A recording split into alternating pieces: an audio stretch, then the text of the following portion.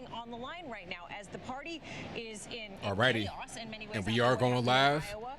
How's everybody doing tonight? My name is Anthony Brian Logan, and you are watching a special edition of ABL Live. We had a Democratic debate from New Hampshire.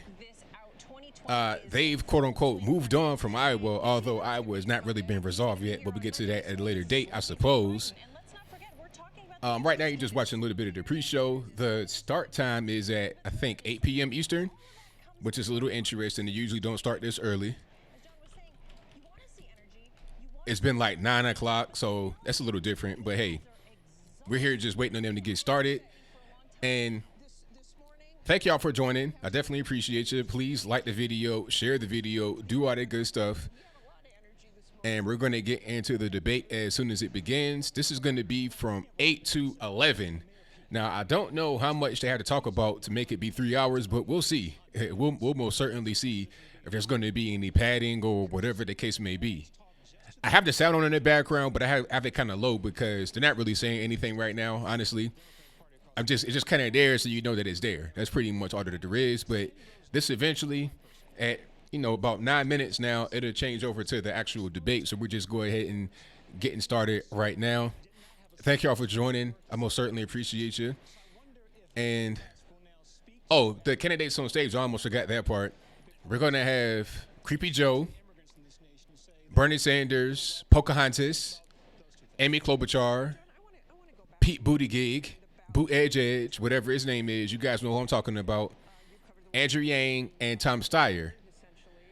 Now, did I say Amy Klobuchar? I don't know how Tom Steyer is still here. I guess it's the money, but even Bloomberg is not there, and he has plenty of money. I think Tulsi Gabbard is still in the race. Is she? Has Tulsi dropped out yet? I don't think she did. I don't believe she did, actually. Yeah, she's not dropped out yet, so she should drop out. I mean, she's at 0. I mean, the campaign is over with. It really is. It's pretty much a wrap. Joe Biden, he's pretty much done as well, although he will be here tonight. He's pretty much finished. Deval Patrick, he's still here. He had a town hall on CNN, but Tulsi Gabbard didn't get one. I mean, people are saying, hey, why did Deval Patrick get a town hall, but Tulsi Gabbard did not get one? Well, first of all, Tulsi Gabbard is kind of annoying some Democrats. She is like kind of pawning herself off as not really a Democrat, although she is, which is enough for them to kind of get irritated. And beyond that, Deval Patrick is Barack Obama's bestie. I'm talking about bestie for real, like road dog, known him since college, that type of thing. Like your best friend from college, you know him the whole time, and your kids play together. They know him as Uncle Deval, that type of thing. So he has that cachet of Barack Obama, which is the only reason why Joe Biden is still in the race, because of Barack Obama. Now, what's going to be funny in New Hampshire, and that primary will be when? That's going to be Tuesday in New Hampshire. That's where they're at right now having a debate. The New Hampshire primary may show Buttigieg or Warren at the top. Not Warren, pardon me. Maybe Warren, but Buttigieg or Bernie Sanders, because I think Bernie Sanders represents Vermont, so it's like right there. They might like him. He might have the hometown advantage, but maybe he might not have the hometown advantage. And that's not really his hometown. Obviously, he's from Brooklyn, New York, but that's a different story, and I'll move on. Anyway, he may have the hometown advantage being in that particular part of the country, but I think that Buttigieg may do well. Now, the question is going to be, they go Chris Christie. What is Chris Christie doing here on ABC? If their only enthusiasm is hatred of Trump, that's not enough to elect a Democratic president. Yvette Simpson. So we see that Bernie Sanders coming Chris out of Christie, Iowa, that's he's random. able to attract young. Since when did Chris Christie become an ABC News contributor? That's really random. I mean, and shout out to them for having him on, because most of these mainstream media news outlets, aside from Fox News, don't have on conservatives. And if they do, they have him on there to try to attack him and ridicule him. So that was kind of random. But anyway, what happens when the left and the mainstream media and regular normies find out that black folks aren't really into the gay marriage thing, and Buttigieg posed at 0 again in South Carolina after he won possibly, maybe Iowa and New Hampshire? It'd be interesting, but hey, we'll keep moving. One thing that really stuck out to me was when I heard that in South Carolina, black folks take up 2/3 of the Democratic electorate in the primary. That's big. That's really big. So if black folks are saying, nah, we don't want the gay marriage, or yeah, we want Joe Biden because he's Barack Obama's friend, then you pretty much, up the creek without a paddle, if you did what I'm saying. Alrighty. But thank you all for joining. I most certainly appreciate you. I'm interested to see what they're going to say during this debate. They're not really saying much right now. I have that sound off in the background. That's why you can't hear it. It's just kind of there. We'll turn the sound on nice and loud for you once the debate actually starts in about 5 minutes. But they're not really saying too much right here. This is just kind of filler talk. Was that my man? Who was that? Was that Rahm Emanuel? What's up with this misfit? On fundraising, who right has to do well not only tonight but on Tuesday? What's going on with this ragtag cast of people on ABC? I mean, Chris Christie's okay, but Rahm Emanuel, what's going on? TV's a funny thing. It's really, really interesting how it works. The call-in show will be tomorrow. Yes, absolutely. Everything would be just as scheduled. What we're doing right now is just for the debate. Matter of fact, I got to fix that lower third so you guys don't think there's going to be a call-in show, because that's not what I'm doing tonight. We're just doing a debate. I'll be talking a little bit, but not too much. I'll let the debate pretty much rock. I'll talk mostly like during the breaks, so I won't overtalk anybody being able to get their point across. I can't say that I won't have an outburst if something is said that is really crazy, but I want them to address the issue of Iowa and that dumpster fire that was a so-called caucus, and I want them to address the impeachment kerfuffle. They spent all that money, all that time on Russia. Then they spent more time and money, resources, man hours, all of that on Ukraine, and nothing. Meanwhile, the whole time, their friends and family and schoolmates and classmates and husbands and wives and sons and daughters, all this, that, and the third, go to Ukraine and get money. Mitt Romney's getting money from Ukraine. Joe Biden is getting money from Ukraine. Who does not get money from Ukraine over on the left? But then they want to say those of us that are on the right are the ones that are guilty of some kind of corruption with Ukraine. It doesn't make any sense. But it is what it is. Yeah, exactly. G. Thorough, Mitt Scrooge, who says ABL, all they'll do is talk about how they hate Trump. They got nothing, exactly. That's all they're going to do. That's all they really can do. I think Chris Christie just said it. If you're just going to talk about how much you hate Trump, that's not really bringing anything new to the table. You can just put out a record and say, I hate Trump 1,000 times, and then that'd be pretty much a wrap. You know? But hey, we'll get into it pretty soon here. So we got about 2 more minutes until we go ahead and get cracking. Let's see what they're saying. This week, and I would actually advise Elizabeth Warren to do that. Don't fight with your fellow. Take Trump on, get him right in the gut. That's what I would tell her to do. Look, I mean, the biggest thing, Macchio says it's going to be a Trump rally Monday, February 10th in Manchester, New Hampshire. See, I like how Trump is like promoting himself adjacent to Democratic events. I've seen during certain debates he'll have a flyover where it'll be something on a plane that says something about vote Trump. The biggest epic troll move I saw him have is when he had this full page ad on YouTube during the midterm elections to go vote Trump. That was beautiful. That was really, really genius. I really appreciated that. Yep, exactly. Beta Boot Camp. Christian just blew up 3 hours in one statement. Yeah.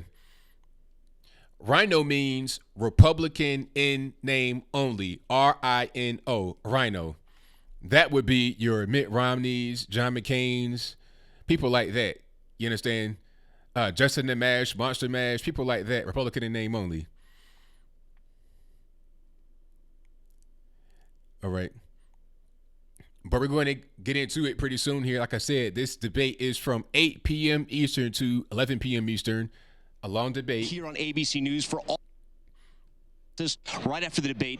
The Democratic debate starts right now. All right, let's get into it. If the sound is too low, please let me know. I'll fix it for you.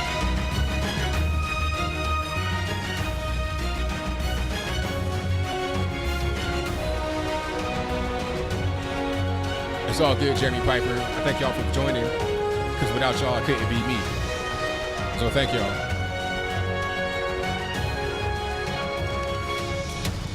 The race is on. The first votes have been cast, and tonight the candidates are here. Our New Hampshire debate starts right now. This is an ABC News special.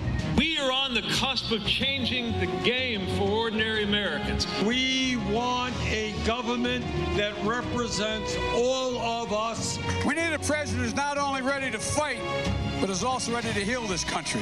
We know that we win by bringing people with us instead of shutting them out.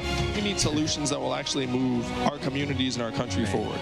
First thing we're going to have to do is inspire people in America to show up in November and win. Americans do big things. That's who we are. Live from St. Anselm College in Manchester, New Hampshire. Here now, Chief Anchor George Stephanopoulos. Good evening and welcome to Manchester, New Hampshire. We are honored to be here at St. Anselm College with our partners, Apple News and WMUR, for tonight's Democratic debate. And what a week it has been in American politics. We heard from the President at the State of the Union, the Senate with their vote to acquit President Trump, and the Democratic voters of Iowa, who after days of confusion seem to have delivered a split decision to Bernie Sanders and Pete Buttigieg. 4 days from now, the voters here in New Hampshire will weigh in, and the chair of New Hampshire's Democratic Party said today that this is probably the most consequential New Hampshire primary debate ever. We're going to do our best to make it a full and fair test, and I'll be joined in the questioning tonight by my colleagues, World News Tonight anchor David Muir, ABC News Live anchor Lindsay Davis. George, as you know, 7 candidates have qualified for tonight's presidential primary debate, meeting the criteria established by the Democratic National Committee. All are seeking the Democratic Party's nomination for President of the United States. Tonight, for the first time, you can experience the debate with live real-time updates on Apple News, watching on your iPhone, too. And there you'll also find the candidates and where they stand on the issues. And we want to hear from you tonight. If you hear something during the debate, have a question or a follow-up, send your suggestions on the Apple News live feed, and our team will be pouring through it all. We are excited to be here on the beautiful campus of St. Anselm College, home of the Hawks, and home also of our 4 debates, the last 4 presidential elections. And here in the Sullivan Arena, we are joined by a live audience of 1,400 people, most invited by the Democratic National Committee, and of course, some of the brightest minds of the student body here. A little later, we'll be joined by news anchor Monica Hernandez and political director Adam Sexton from our partner WMUR with questions that are especially important to the voters here in New Hampshire. The podium placement is based on an average of the candidates' current standings in recent state and national polls, with the leading candidates in the center. So let's welcome the candidates for the Democratic nomination for president, starting with businessman Tom Steyer.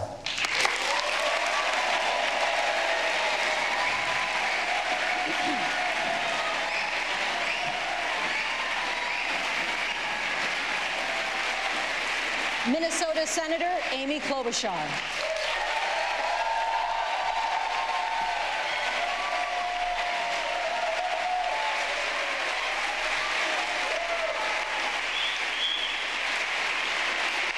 Massachusetts Senator Elizabeth Warren. Big pop for Pocahontas. Real big pop. Let's see how Bernie's pop is when he comes out. Former Vice President Joe Biden.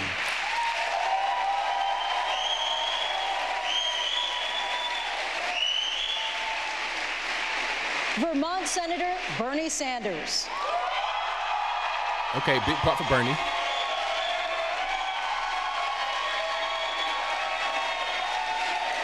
Former South Bend, Indiana Mayor Pete Buttigieg. Wow, real big pop for Buttigieg. Wow, interesting. Very interesting. Take notes. And businessman Andrew Yang. Interesting. Ladies and gentlemen, tonight's Democratic candidates for President of the United States.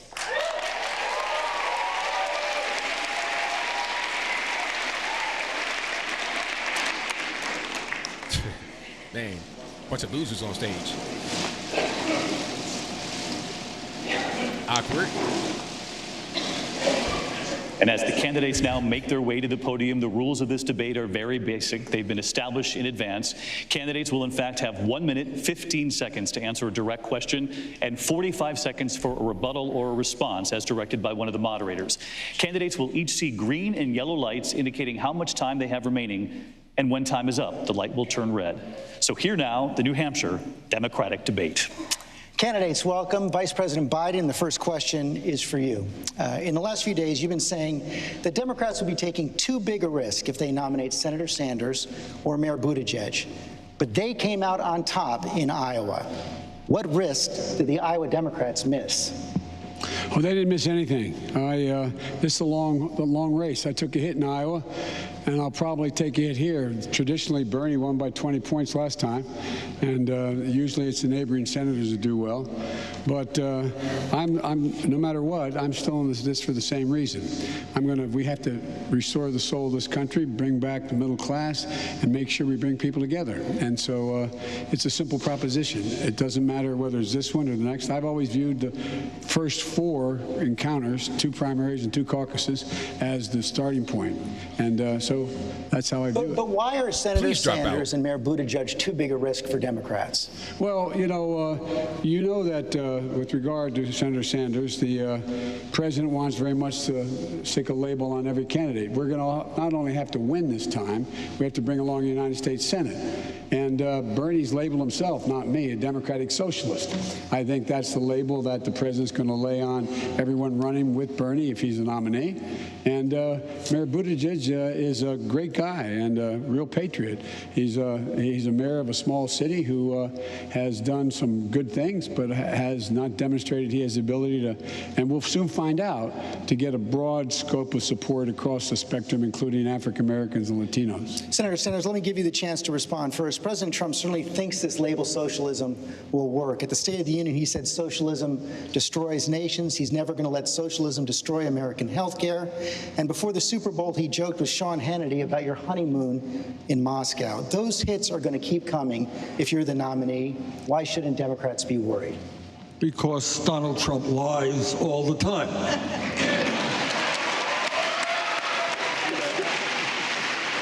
Doesn't matter what Donald Trump says. It's a sad state of affairs. It really is. People say terrible things about Joe. He has ugly, disgusting things about Elizabeth, about Amy, about anybody else who is up here. But I think, George, that at the end of the day, the way we defeat Donald Trump, and everybody up here, by the way, is united. No matter who wins this damn thing, we're all going to stand together to defeat Donald Trump.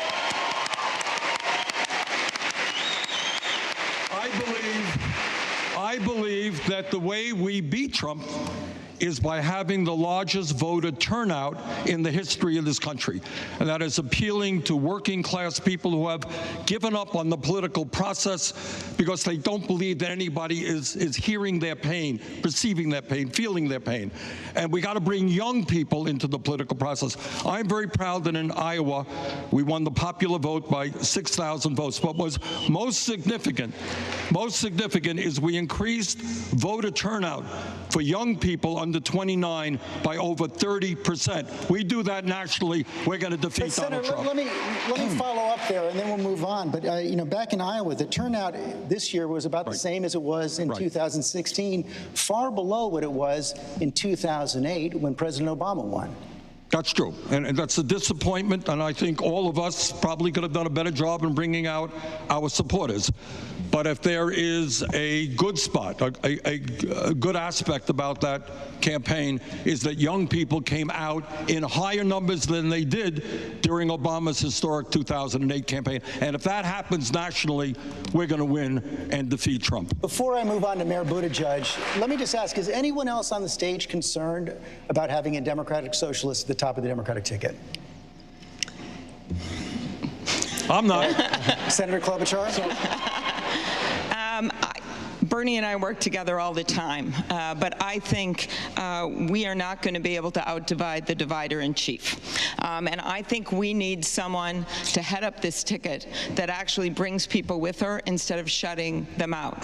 And when I look at a state like New Hampshire that had a very, very close election last time in 2016, I see a state that, yes, has a high voter turnout of fired up Democrats, just like my state, which, by the way, Bernie, when I led the ticket, had the highest voter turnout of any state in the country. But I add to that being able to bring in independents like you have in this state, as well as moderate Republicans, because there are so many of them out there that are looking for a candidate. And truthfully, Donald Trump's worst nightmare is a candidate that will bring people in from the middle, the people that are tired of the noise and the nonsense, and they are tired of the tweets and the mean stuff, and they are looking for someone else. And I would submit that that is me. Mr. Steyer, is socialism? Yeah, right. Problem. I don't think there's any question, George, that after this week, there's a real threat that Donald Trump can get reelected. And I don't think there's any question but that the only way that we're going to beat him actually is the way that Bernie Sanders said, which is to get turnout across the spectrum of Democratic voters. And that means we're going to have to appeal across the spectrum, moderates, progressives, and every group. So unless you can appeal to the diverse parts of the Democratic Party, including specifically the black community, including specifically Latinos, if you can't do that, then we can't beat Donald Trump in November, and we can't choose a candidate who can't do that. And I am doing that right now with 24% of blacks down in South Carolina, with high numbers in Nevada. That's what it's going to take, is turnout, but turnout across the spectrum of Democratic voters, someone who can pull, as Amy said, everything together in every single way we're divided. Andrew Yang, then Senator Warren, then Mayor Buttigieg. First, let me say, America, it's great to be back on the debate stage. Thank you. I'm so excited, I want to give every American $1,000 a month. George, the entire capitalism-socialism dichotomy is completely out of date. And the fact is, when people were talking about these economic models, they did not foresee technology getting stronger, more powerful, capable of doing the work of thousands of humans in the blink of an eye. We have record high corporate profits in this country right now, but people in New Hampshire know what else are at record highs. Mental illness, stress, debt, substance abuse, overdoses, suicides. What we have to do is actually get the markets working to improve our family's way of life. Instead of following GDP and corporate profits off a cliff, we should be measuring our own health and wellness, life expectancy, mental health and freedom from substance abuse, clean air and clean water, how our kids are doing. The way forward is a new human-centered version of capitalism that actually uses the markets to improve our families' lives. Senator Warren, you reportedly said back in 2018, I'm a capitalist to my bones. Senator Sanders says, I'm not.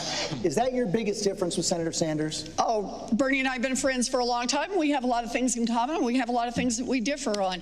But you know, this fundamental question about how we bring our party together, we have to think about it in new ways. People across this country, whether they're Democrats, independents, or Republicans, understand that we've got a government right now that works great for those at the top, works great for giant drug companies, just not for people trying to get a prescription filled. Works great for oil companies that want to drill everywhere, just not for the rest of us who see climate change bearing down upon us. When you see a government that works great for those who can hire armies of lobbyists and lawyers and make big campaign donations, and it's not working so great for everyone else, that is corruption, pure and simple, and we need to call it out for what it is. Corruption. And that's what we can run on. We bring our party together. It's an issue we can all agree on and fight for to end the corruption. We're the Democrats. We should be the party on the side of hardworking people. And we can bring in independents and Republicans on that. They hate the corruption as well. My anti-corruption plan, good for Republicans and Democrats. That's not only how we bring our party together, that's how we're going to win in November. Mayor Buttigieg, early in the campaign, You said that the word socialism has lost its power. It's mostly lost its meaning. Do you believe that, or worry it could be a potent weapon in a general election? I'm not interested in the labels. I'm not interested in what Republicans are going to say. I'm interested in the style of politics that we need to put forward to actually, finally turn the page. In order to win, yes, but also in order to govern. This is a moment where the next president is going to face challenges the likes of which we hadn't even thought of a few years or decades ago. And politically, we're facing a fundamentally new problem with President Donald Trump. So the biggest risk we could take at a time like this would be to go up against that fundamentally new challenge by trying to fall back on the familiar, or trying to unite this country at a moment when we need that kind of unification, when our nominee is dividing people with a politics that says if you don't go all the way to the edge, it doesn't count. A politics that says it's my way or the highway. Are you talking about Senator Sanders? Yes, because we've got to bring as many people as we can into this process. Look, all of us have been saying that we can build the majority that it's going to take in order to win. But the process of actually proving it is now underway. And now it comes to New Hampshire, a state that thinks for itself, is not going to be told what to do by anyone, and that has a very independent streak that is going to respond to those who are reaching out in a politics of addition and inclusion and belonging. Not one that beats people over the head and says they shouldn't even be on our side if we don't agree 100% of the time. Senator Sanders, your response. Needless to say, I've never said that, but let me tell you what I do say. The way you bring people together is by presenting an agenda that works for the working people of this country, not for the billionaire class. It does not work, so the way you bring people together, Republicans, fails. Independents, Democrats, progressives, conservatives, you raise the minimum wage to $15 an hour. The way you bring people together is to make it clear that we're not going to give tax breaks to billionaires and large corporations. They're going to start paying their fair share of taxes. That's what the American people want. And I'll tell you something else. The way you bring people together is by ending the international disgrace of this country being the only major nation on earth not to guarantee health care to all people as a human right. And you bring people together by telling the pharmaceutical industry they're not going to charge us 10 times more for the same prescription drugs as the people in Canada that borders on New Hampshire. That's how you bring people together and you defeat Donald Trump. Mayor Buttigieg, you just heard Senator Sanders make health care the center of his speech. Do you think his health care plan can bring people together? I think there's a better way. You know, it's true. The American people are ready. There's a historic majority right now. Even broader than what was available to President Obama a decade ago, there is now a majority ready to act to make sure there is no such thing as an uninsured American and no such thing as an unaffordable prescription, just so long as we don't command people to accept a public plan if they don't want to. That's the idea of Medicare for all who want it.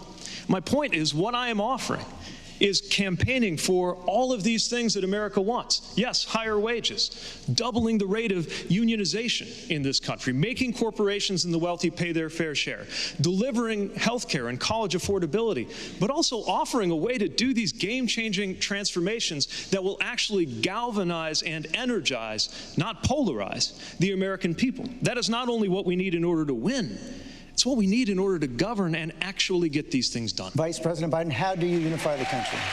Well, look, Bernie says that you have to bring people together, and we have to have Medicare for all. But Bernie says, and he says he wrote the damn thing, but he's unwilling to tell us what the damn thing's going to cost. The fact that we're in New Hampshire, a very level-headed group of people, look at the numbers. How much is it going to cost? Who's going to pay for it? It will cost more than the entire federal budget we spend now, more than the entire budget. The idea middle-class taxes aren't going to go up is just crazy. When they did it in Vermont, what happened? They doubled the state income tax and then had a 14% tax on withholding, and they finally did away with it. So how much is it going to cost? When you ask Bernie that, I'll ask him again tonight sometime. If you ask Bernie that, he says, go figure. I don't know. We'll find out. I think that was on CBS. He said, we'll find out, or something to that effect. Imagine you're going to unite the country, walking into the Congress, say, I got this bill. It's going to provide Medicare for everybody. I can't tell you how much it's going to cost. We'll find out later. It's likely to be double whatever everything we spend in the federal government. Who do you think is going to get that passed? I busted my neck getting Obamacare passed, getting every Democratic vote. I know how hard it is. Senator Sanders. Well, for a start, what the studies show, if we do what Joe wants, we'll be spending some $50 trillion on health care over the next 10 years. That's the status quo, Joe. That's what now you got Health numbers. and Human Services says. That's what we have taxes. got to do, Joe, what we have got to do is understand. Simple question, Joe. We are spending twice as much per capita on health care as do the people of any other country. Maybe it has something to do with the fact that the healthcare industry last year made $100 billion in profit. Maybe it has something to do with the fact that we are wasting $500 billion a year trying to administer thousands and thousands of different plans. What Medicare for All will do is save the average American substantial sums of money. Substantial, be much less expensive than your plan.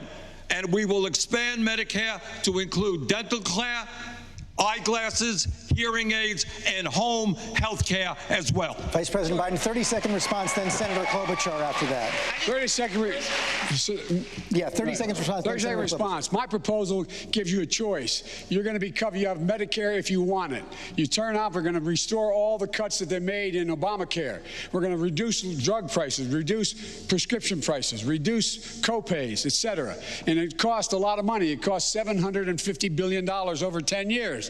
I tell you how I'm going to pay for it. I'm going to raise the capital gains rate so you pay capital gains and what your tax rate is. That'll pay for it. That's $800 billion. But here's the deal. The fact is that it's going to cost, Bernie's plan costs double what the taxpayers are paying for every single program we spend on in the United States of America. Senator Klobuchar. I keep listening to this same debate, and it is not real.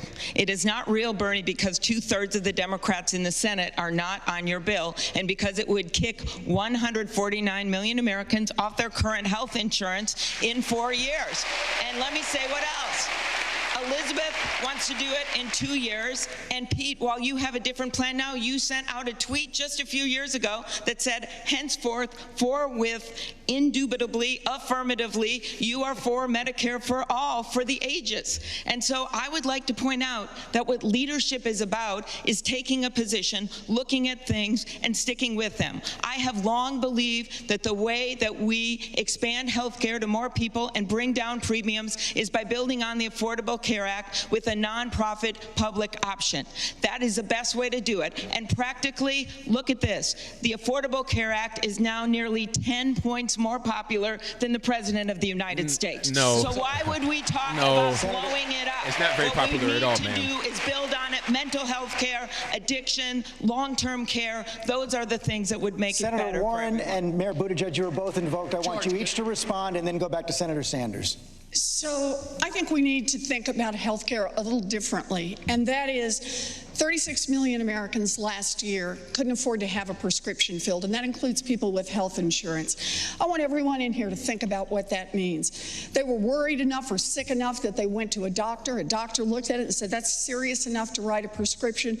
They walked out and then said, it's either that or groceries, it's that or pay the rent on time. We have got to change our healthcare system. The way I don't know what happened. It's not. Help to the most people as quickly as we can. How about we start with what a president can do? I love saying this, all by herself. On day one, I will defend the Affordable Care Act, and I will use march-in orders to reduce the cost of commonly used prescription drugs like insulin and HIV/AIDS drugs and EpiPens. We can start making health care better for Americans from the beginning, but we have to agree to do that. We are the Democrats. We are on the side of expanding health care. When we come up against Donald Trump, the team that has been trying to take away health care from millions of people, what's going to matter most is we are the people on the side of those who need health care across this country. That's who Democrats are. Mayor Buttigieg, I want you to respond to that, but also take on the argument at the beginning from the vice president that you don't have the right experience to be president. Sure. Well, first of all, just to be clear, the truth is that I have been consistent throughout in my position on delivering health care for every American. And as to experience, I just bring a different perspective. Look, I freely admit that if you're looking for the person with the most years of Washington establishment experience under their belt, you've got your candidate, and of course it's not me. The perspective I'm bringing is that of somebody whose life has been shaped by the decisions that are made in those big white buildings in Washington, D.C. Somebody who has guided a community written off as dying just a decade ago through a historic transformation. Somebody who knows what it means to be sent to war on orders that come out of the Situation Room. We need a perspective right now that will finally allow us to leave the politics of the past in the past, turn the page, and bring change to Washington before it's too late. Vice President Biden, there's his answer. Pete Politics in the past, I think, were not all that bad. I wrote the Violence Against Women Act. I managed the $900 billion Recovery Act, which in fact put millions and millions of dollars into his city before he came and helped save his city.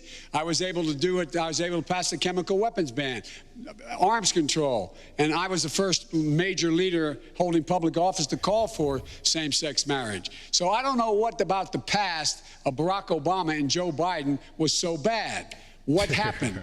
What is it that he wants to do away with? We were just beginning. It was just the beginning of what will be the future of moving this country beyond where it is now in significant ways. And there's ways to do that. And one of the ways to do that is to make sure you have someone who knows how to get things done and can lead the free world at the same time. Mayor Buttigieg, respond, then Senator Sanders. Those achievements were phenomenally important because they met the moment. But now we have to meet this moment. And this moment is different. The next president is going to face challenges from global health security, like what we're seeing coming out of China, to cybersecurity and election security challenges that were barely thought of a few years ago. And here at home, we're seeing things like gig work transform what it means to be a worker in America in ways that were barely conceived of not that long ago. We cannot solve the problems before us by looking back. We have to be ready to turn the page and change our politics before it's too late. And I'm seeing everywhere I go, not just fellow Democrats, but a striking number of independents and what I like to call future former Republicans ready to join in that historic American majority to turn the page. Senator Klobuchar. I am listening to this about meeting the moment. And my first thought is, I'm a fresh face up here for a presidential debate. You're a fresh face? And I Word. figure, Pete, Okay. that 59, my age, is the new 38 No. up here. The second thing I think still about 59. is this, and that is... New 50. Okay, there you go. Meeting the moment. We had a moment the last few weeks, Mayor, and that moment was these impeachment hearings. And there was a lot of courage that you saw from only a few people. There was courage from Doug Jones, our friend of Alabama, who took that tough vote. Democrat, though. Why was it tough?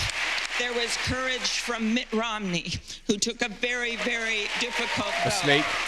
There was courage, as I read today, about Lieutenant Colonel Vindman being escorted out of the White House. What he took took courage.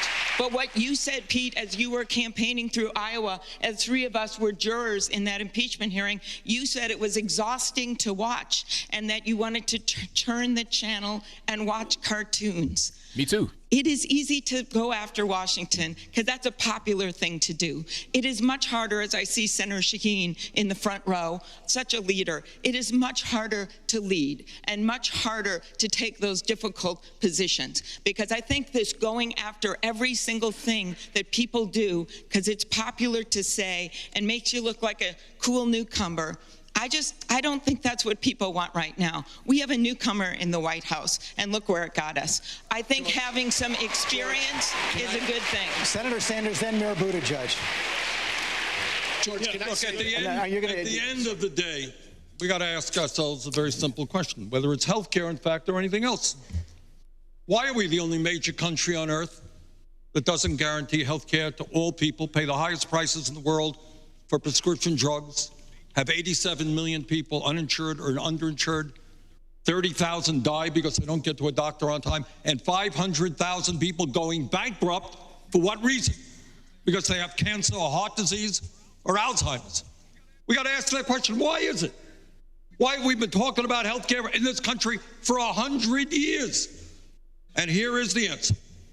If you want real change in health care, at the end of the day, you're going to have to take on the insurance companies and tell them the function of health care is health care for all, not huge profits for the insurance companies. You're going to have to take on the drug companies and their corruption and their price fixing and tell them, sorry, we're not going to pay 10 times more for prescription drugs than do the people of other countries. But at the end of the day, there's no way around it. You may want to nibble around the edges, but ultimately we need to rally the American people to tell the drug companies, to tell Wall Street, to tell the insurance companies, to tell the fossil fuel industry, this country belongs to all of us, not a handful of special Mayor Buttigieg, wrap this up and then we... Heard this conversation on this debate stage from these people now every single debate, and they're all right. Everybody on this stage is better on economic justice and health care than anybody in the Republican Party, and a million times better than Donald Trump. No, you're wrong, That is not the question in front of us today. The question in front of us today is, how are we going to beat Donald Trump? You were in the Clinton campaign in 1992, and the mantra was, it's the economy, stupid. Well, if you look at what Mr. Trump is saying, he's saying those words. It's the economy, stupid. I trust every one of these people a million times more. But we're going to have to take Mr. Trump down on the economy, because if you listen to him, he's crowing about it every single day, and he's going to beat us unless we can take him down on the economy, stupid. The economy's and that's the issue here. It is not about who has the best health care plan. All the health care plans are better, a million times better. The question is, who can go toe-to-toe with Mr. Trump? Who can take down Mr. Trump, because he's the real threat to the country? And let me say, you have to have experience to take him down. This is not a question of he's a nice guy who's going to listen. We need people with experience. That's why I'm worried about Mayor Pete. You need to be able to go toe-to-toe with this guy and take him down on the debate stage, or we're going to lose. And that's actually the issue in front of Democratic voters. All right, I have heard this debate so many darn times, and I love all these people, and they're all right. If we win, we can get the right thing, Bernie. I am with you. If we win, we can get the right thing, Pete and Amy. But we got to win, or we are in deep trouble, and we keep not talking about the facts. Mayor Pete. Get big on them, Tom. You're going to lose anyway, but get big. Show them that you ain't no punk about it. How about that? Get big, Tom Steyer. Here's how we're going to win. We're going to force this president to stand on that debate stage next to somebody who actually lives in a middle-class neighborhood in the industrial Midwest, in the exact kind of community that he pretends to speak for but turns his back on. We're going to put up somebody who's not afraid to call out things like his disgraceful behavior at the National Prayer Breakfast and remind Americans that God does not belong to a political party. We're going to win by having somebody up there who can call him to account for his refusal to serve when it was his turn and remind him what serving this country is really about. If we want to beat this president, we've got to be ready to move on from the playbook that we have relied on in the past and unify this country around a new and better vision. That's how we're going to win. And when I talk about exhaustion, this is important, because I got to tell you, the American people from outside of Washington, we feel a sense of exhaustion watching the division and the dysfunction there. And that is not to take anything away from the very good work that you and our other Democratic members of Congress and the Senate are doing. It's not. But the reason I raise that sense of exhaustion is I see it. I see that temptation to walk away from it all among so many people that I've spoken to in communities from Claremont to Manchester and in the other states that we're in. And the important thing for the American people to remember is this is 2020. It's an election year. And if the Senate was the jury before, You are the jury now. The American people are the jury that will have the final verdict on this president and on the senators in the GOP who protected him. Pete, fundamentally, you are missing the lesson of Donald Trump's victory. Donald Trump is not the cause of all of our problems, and we're making a mistake when we act like he is. That's right. He is a symptom of a disease that has been building up in our communities for years and decades. And it is our job to get to the harder work of actually curing the disease. Most Americans feel like the political parties have been playing you lose, I lose, you lose, I lose for years. And you know who's been losing this entire time? We have, our communities have. Our community's way of life is disintegrating beneath our feet. That's why Iowa, a traditional swing state, went to Trump by almost 10 points. That's why Ohio, a traditional swing state, is now so red that I'm told we're not even going to campaign there. So these communities are seeing their way of life get blasted into smithereens. We've automated away 4 million manufacturing jobs and counting. We're closing 30% of New Hampshire stores and malls, and Amazon, the force behind that, is literally paying zero in taxes. These are the changes that Americans are seeing and feeling around us every day, and if we get to the hard work of curing those problems, we will not just defeat Donald Trump in the fall, but we'll actually be able to move our communities forward. I know we're going to hear a lot more on this. We're going to move on to Lindsay Davis. Thank you, George. Good evening, candidates. We come to you, of course, just 48 hours after the acquittal of President Trump, a process that certainly crystallized the divide in our country. Senator Warren, I want to start with you. You have said that on day one of your presidency, one of your first orders of business will be to order your Justice Department to launch new investigations into the Trump administration. After a grueling impeachment and what is likely to be a polarizing election, is investigating President Trump the best way to try to unify the country? Look, I think no one is above the law, and that includes the President of the United States. We watched on Wednesday as Republicans, all but one, locked arms to protect him from impeachment. But we need to reestablish the rule of law in this country. I believe in an independent commission in our Justice Department that investigates crimes committed by our own government. It is an important part of accountability. It is an important part for every administration that we hold ourselves accountable to the American people. Look, people around this country are losing faith in our government. They are losing faith that government works for them. They see a government that just works great if you're rich. It works great if you're a lobbyist. It works great if you're a corporate executive. But they see themselves and their children with less and less and less. And we could do something about it. It's not enough simply to talk about the future. We have to be willing to stand up to those who now control our government and make that government instead work for us. We can do child care in this country for every baby. We can invest in our public schools. We can cancel student loan debt for 43 million Americans, but only if we are willing to take control of our government away from the giant corporations and billionaires, return it to the people. This is about our government. This is about our democracy. This is about our future. Mr. Yang, you've said that the notion of a leader, quote, throwing the president before them in jail is not the way things are done here in the United States and would make it, quote, very hard for any party to govern sustainably moving forward. Does that mean that any alleged misconduct by the president or his administration should not be investigated? There are, of course, limits, and you have to see what the facts are on the ground after you assume office. But the fact is, if you look around the world, the countries that have thrown past presidents into jail have generally been developing countries. And unfortunately, that's a pattern that once you establish is very, very hard to break. What's a more American tradition? We move the country forward. We don't focus on the mistakes of the leaders that are leaving office. Most Americans do not care about what a particular individual did so much as they care about their families' well-being, their community, their town. That's where Americans' focus wants. They want the American president. They want the president, of course, the American president. Sorry about that. They want the president to be focused on that, and that's where our attention should be. We should not fall into a pattern that has been disastrous in other countries. Senator Sanders. Along with Elizabeth and Amy, we sat for 2 weeks listening to the impeachment process.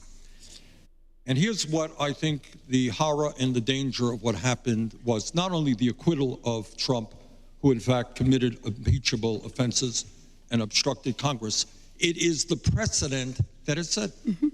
The precedent that it set.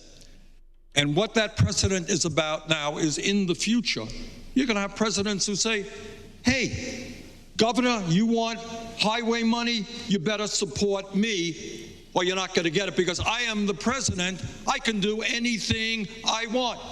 Hey, Congress, you want to investigate me? Don't be ridiculous. Who cares about the Congress? Who cares about the separation of powers? Who cares about the Constitution of the president? I'm the president of the United States. I have all of the power, and I'm able to intimidate members of my own party. The saddest aspect of this whole thing is you have Republicans in the Senate who knew better. They knew that Donald Trump is a crook. They knew that Donald Trump is a cheat, but they didn't have the guts, with the exception of Romney, to vote against him. Mr. That Steyer. is a sad day. So I did start the need to impeach movement in October of 2017. And my father was one of the people who prosecuted the Nazi war criminals after World War II. Oh, boy. And that's part of the reason I started, because when you see something really wrong in the United States, you're supposed to stand up against it and fight against it, and that's what I was doing. But the Republicans have rolled over. They've had a sham trial. They've refused to have witnesses. They've covered up the truth for the American people. And it doesn't matter anymore that he's a crook, and he's always been a crook, and he always will be a crook. Right now, what we have to do is we have to beat him in November. And we have to beat him because he's incompetent and bad for the American people. And that's the case we have to make now. Is he a crook? I knew that 2 years ago. Is he going to be more of a crook now that he believes he can get away with anything? Of course he is. But the job of the people on this stage is to beat him in November.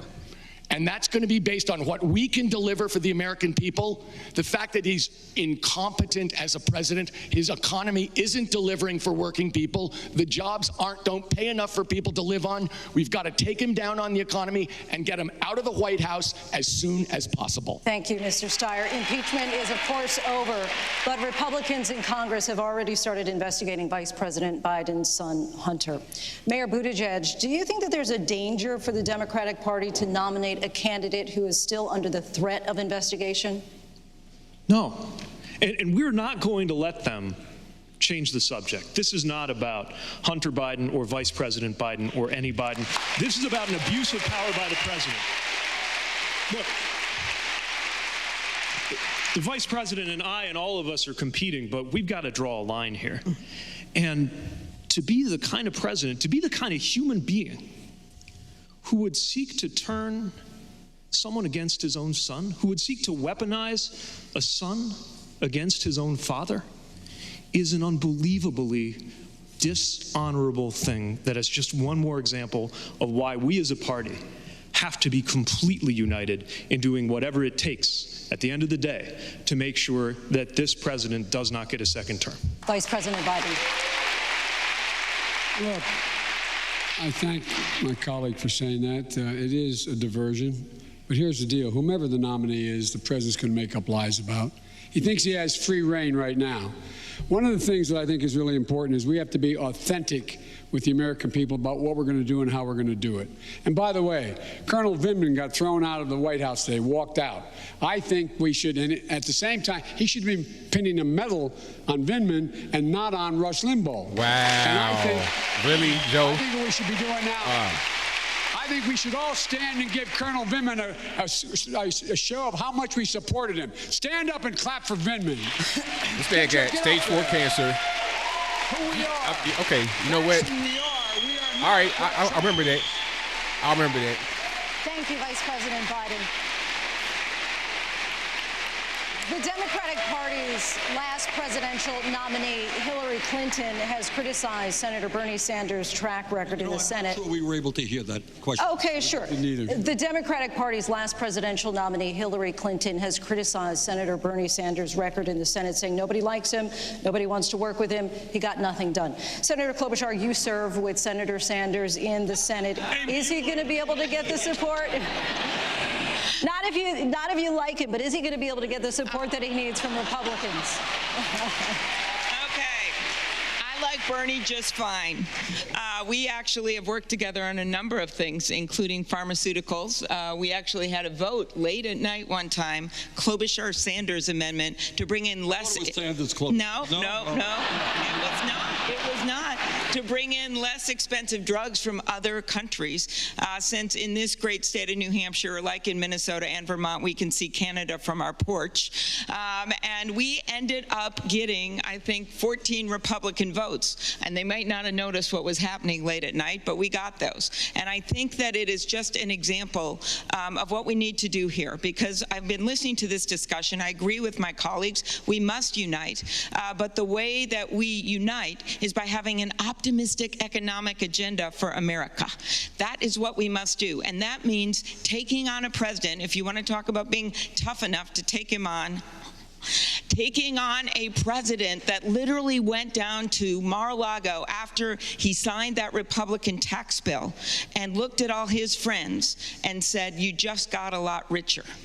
That is Exhibit A for those carpenters in Pennsylvania and those dairy farmers in Wisconsin and those dock workers that I met with in Michigan. That is an Exhibit A. And we have to be able to make the case to the working people of this country, some of whom voted for Donald Trump, that we have something better to offer, that we are going to take those incredibly regressive parts of that tax bill and put that money into their child care, Senator, into their but just a quick yes or no. Do you think that Senator Sanders will be able to get Republican support in order to pass his bills?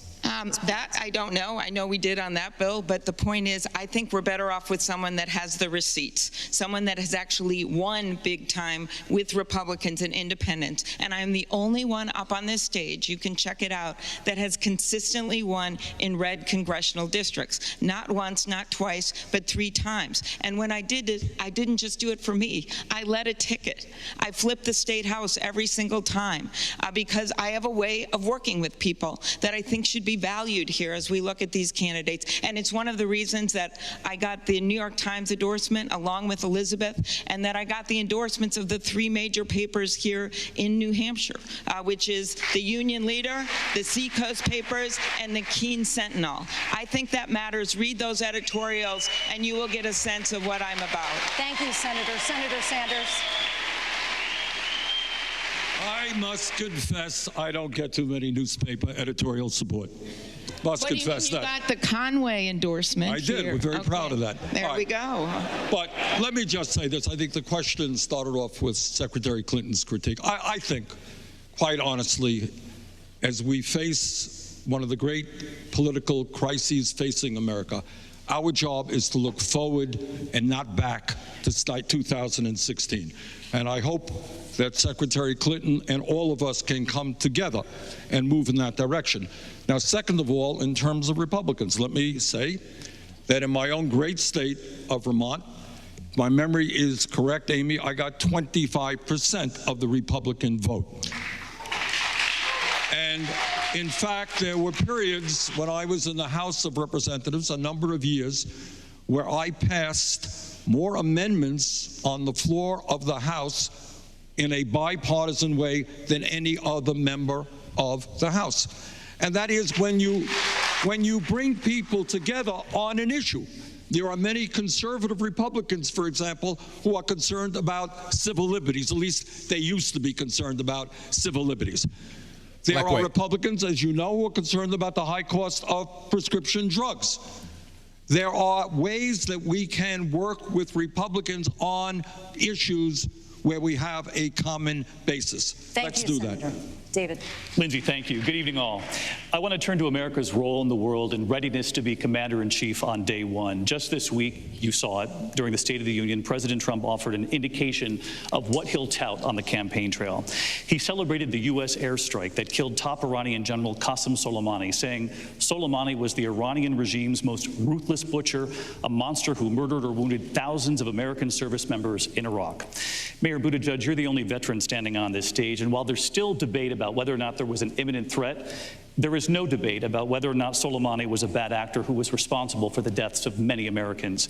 Given what you know about Soleimani, if your national security team came to you with an opportunity to strike, would Soleimani have been dead, or would he still be alive under your presidency? In the situation that we saw with President Trump's decision, there is no evidence that that made our country safer. Look, I feel very strongly about the campaign of murder and mayhem that General Soleimani and his units have perpetrated. It's also the case that if we learned nothing else from the war in Iraq, it's that taking out a bad guy is not a good idea if you do not know what you were doing. This president has moved us this much closer to the brink of war, but it didn't start with the Soleimani strike.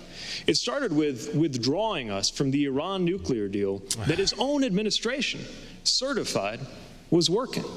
And it's time for us to recognize that every time a step is taken that moves us to the brink of war, that has incredibly serious consequences for those who serve. By chance, just because I was traveling for the campaign, not long ago I ran into somebody that I hadn't seen since we were both serving, hadn't seen since she was injured in an insider attack. And I saw her coming down the concourse in the airport wearing a Wounded Warrior Project t-shirt that said, "Some assembly required." And when I asked her how she was doing, she lifted up her knee and tapped on the part of her leg that they couldn't save, tapped on the prosthetic, and said the Navy had fixed her up just fine. And then let me know that she was looking forward to an upcoming deployment. People in our uniform will do whatever the United States requires of them. What they deserve in return is a president who will actually read the intelligence, pay attention to the international security situation, consult with our allies, keep U.S. politics out of it, and never commit our troops to a situation where they would have to go into harm's way if there is an alternative. Mayor Buttigieg, let me just press further Dead or alive? on this. That's a good question. President Trump has signaled in a general election campaign he will celebrate his willingness to order that strike. I'm asking, if your national security team came to you and presented you with the opportunity, would you take the strike? It depends on the circumstances. It depends if there was an alternative, and it depends what the different effects would be. That's my point. This is not an episode of 24. This is a situation that requires that you actually evaluate the entire intelligence picture. This president has insulted the intelligence community, but they put their lives on the line to gather the information that will help a decision maker evaluate whether or not something like that is justified. And I don't think he even reads it. And here we have a situation where the world, one of the most volatile places in the world, has just become more dangerous at the hands of a president who has no regard for the military. Not only punishing a war hero today with what he did to Colonel Vindman, but pardoning war criminals in a way that undermines the entire sense of good order and discipline and military honor.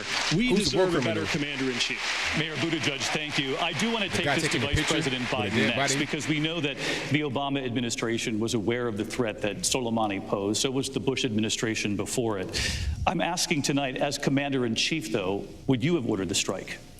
No, and the reason I wouldn't have ordered the strike, there's no evidence yet of imminent threat that was going to come from him. Look what happened. How do you know? His America First policy has made America alone. You cannot think of a time, David, as long as you've been alive, when NATO has said to the United States of America and to Iran, made a moral equivalent, said, both of you stand down. We are alone now, alone in that region of the world, without friends, without support, without allies. And secondly, you saw what happened when that air raid, when those missiles were fired from Iran into Iraq at al-Assad Air Base. 64 of our heroes were wounded. I don't know what I would have done if my son were still there. I would have been so damn angry, I don't know what I would have done. But here's what happened. They received traumatic brain injury. What did the president say? He said, headaches.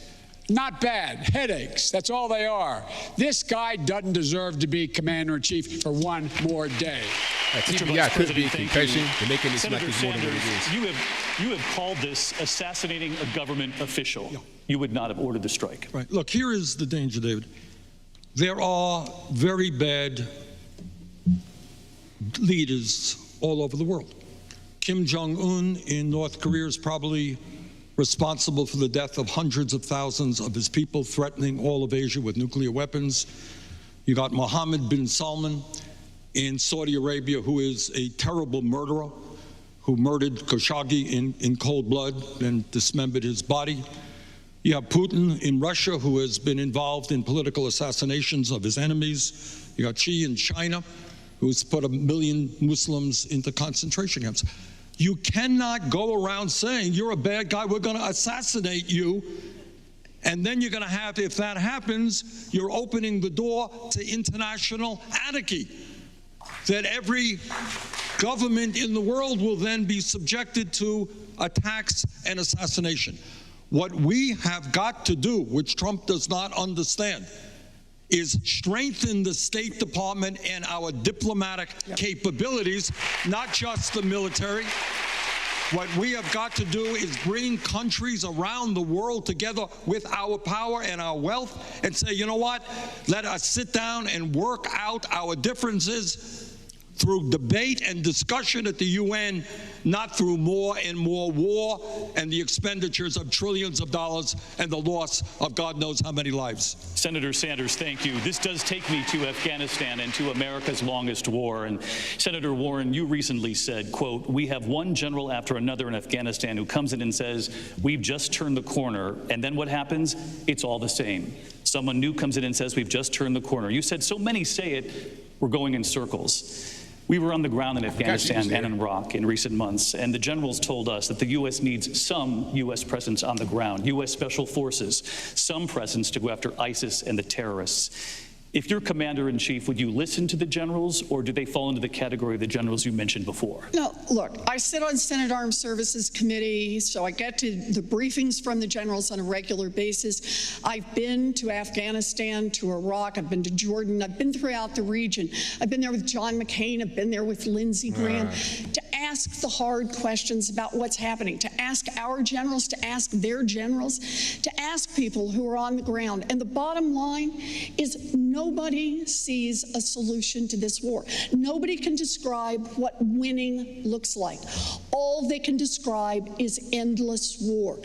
And I realize there are people on this debate stage who are willing to say, yeah, we'll leave our troops there for 5 more years, for 10 more years. Lindsey Graham has said he's willing to leave troops for 100 more years.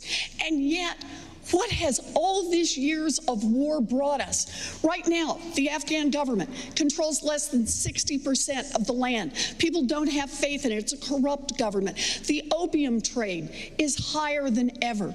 Look, we sent our troops in and they did their best. They were there for us, but we need to be there for them. And that means not send our troops to do work that cannot be solved militarily. It is time to bring our combat troops home. It is time to stop this endless war in Afghanistan. So, Senator Warren, I want to press you on this. You just said combat troops. Yes. So if the generals came to you and said, we need U.S. Special Forces, some footprint in Iraq and Afghanistan, would you listen? Would you leave them? So I want to hear the plan. Not just a, we need it now, we need it for the next day, we need it for the 6 months. And I want to know where our allies are. We all have an interest in dealing with terrorism and controlling terrorism, but that means it can't just be the United States waging endless war. That does not make us safer. It does not make the region safer. It does not make the world safer. We should work with our allies in managing terrorism, but we need to end this war in Afghanistan. We cannot wait 5 more years or 10 more years or until we turn the corner 10 more times. We need to bring our combat troops home. Senator Warren, thank you. I want to take this to the Vice President because you have said of Senator Warren's comments before that the United States should get out of the Middle East. You have said, I quite frankly was surprised that I have never heard anyone say with any serious background in foreign policy that we should pull all troops out of the Middle East. Is Senator Warren wrong on this? I'm not sure if she wants to pull all troops out of the Middle East, but if she does want to put all troops out of the Middle East, we saw what happens when that happened. I helped put together a 61-nation group to take out ISIS by putting fewer than 5,000 forces along the Turkish border to see to it that they lost 10,000, the Kurds lost 10,000 lives. They defeated ISIS, they ended the caliphate, and then the president on a whim, dealing with a man I know very well, now the guy running Turkey, who's more of an autocrat now than a Democrat. And what happened? We pulled out, and you saw what happened. You saw the end of the effort to be able to continue to contain ISIS, number one. Number two, close your eyes, everybody. Remember what you saw on television. You saw a woman standing up there holding up her baby, Kurds saying, please don't leave us. And our military women and men standing, going out in their up-armor Humvees with their heads down, ashamed of what they did. It didn't take a lot of men and women to do what needed to be done. And with regard to Afghanistan, it's now I can say it because it's made public. I was totally against the whole notion of no nation building in Afghanistan. The only thing we should be doing is dealing with terrorism in that region. And the fact that I've been in every part of Afghanistan, not in combat like my friend has, but in a helicopter and or on a vehicle. In every part of it, as senator and vice president. Here's what I saw. There's no possibility of uniting that country, no possibility at all making it a whole country. But it is possible to see to it that you're not able to launch more attacks from the region on the United States of America. That's a small footprint that we needed. I argued for that in the beginning. You mentioned Mayor Buttigieg, and I do want to take this to you next, Mayor. Given your finish in Iowa, you've come under increasing scrutiny, attacks from opponents on experience. We've heard that theme even right here tonight. You have said on the Iraq War, for example, I just don't believe there is any justification for that vote. You said it's the difference between tenure and judgment, that it's the judgment that matters, not the time in Washington. Vice President Biden, as you know, voted yes. As Commander-in-Chief, do you believe your judgment would be better than the Vice President's? I believe that I have the judgment to help us get through these situations where obviously the Vice President made the wrong decision when it came to such an important moment in our foreign policy. And looking forward, we got to recognize just how much is going to be on the plate of the next president that is different in kind from what we have faced before. It's not just about dealing with the aftermath of the war in Iraq, it's about preventing a war with Iran. And not only do we have to undertake the military and counterterrorism activities that we've been doing throughout, the next president is going to have to restore the credibility of this country among our allies and among the international community. At a moment when we are facing fundamentally different challenges from asymmetric warfare to cybersecurity threats. President Trump's imagination of a national security strategy is a big wall and a moat full of alligators. It's a 17th century approach to keeping a place safe. What we have to do is be ready for the future. And that means insisting not only on shoring up our relationships, but defining a strategy to keep the American people safe from fundamentally new challenges. Mr. Vice President, I'll let you respond to his argument on judgment. I made a mistake. I said it 14 years ago. I trusted George Bush to keep his word. He said he was not going to go into Iraq. He said he was only using this to unite the United Nations, to insist we get inspectors in to see what Saddam was doing. When we got elected, the president turned to me with the entire security apparatus and said, Joe, I want you to organize getting 156,000 troops out of Iraq. I did that. I did that. The other thing I want to point out to you is that NATO is, in fact, going to crumble if we don't beat Trump.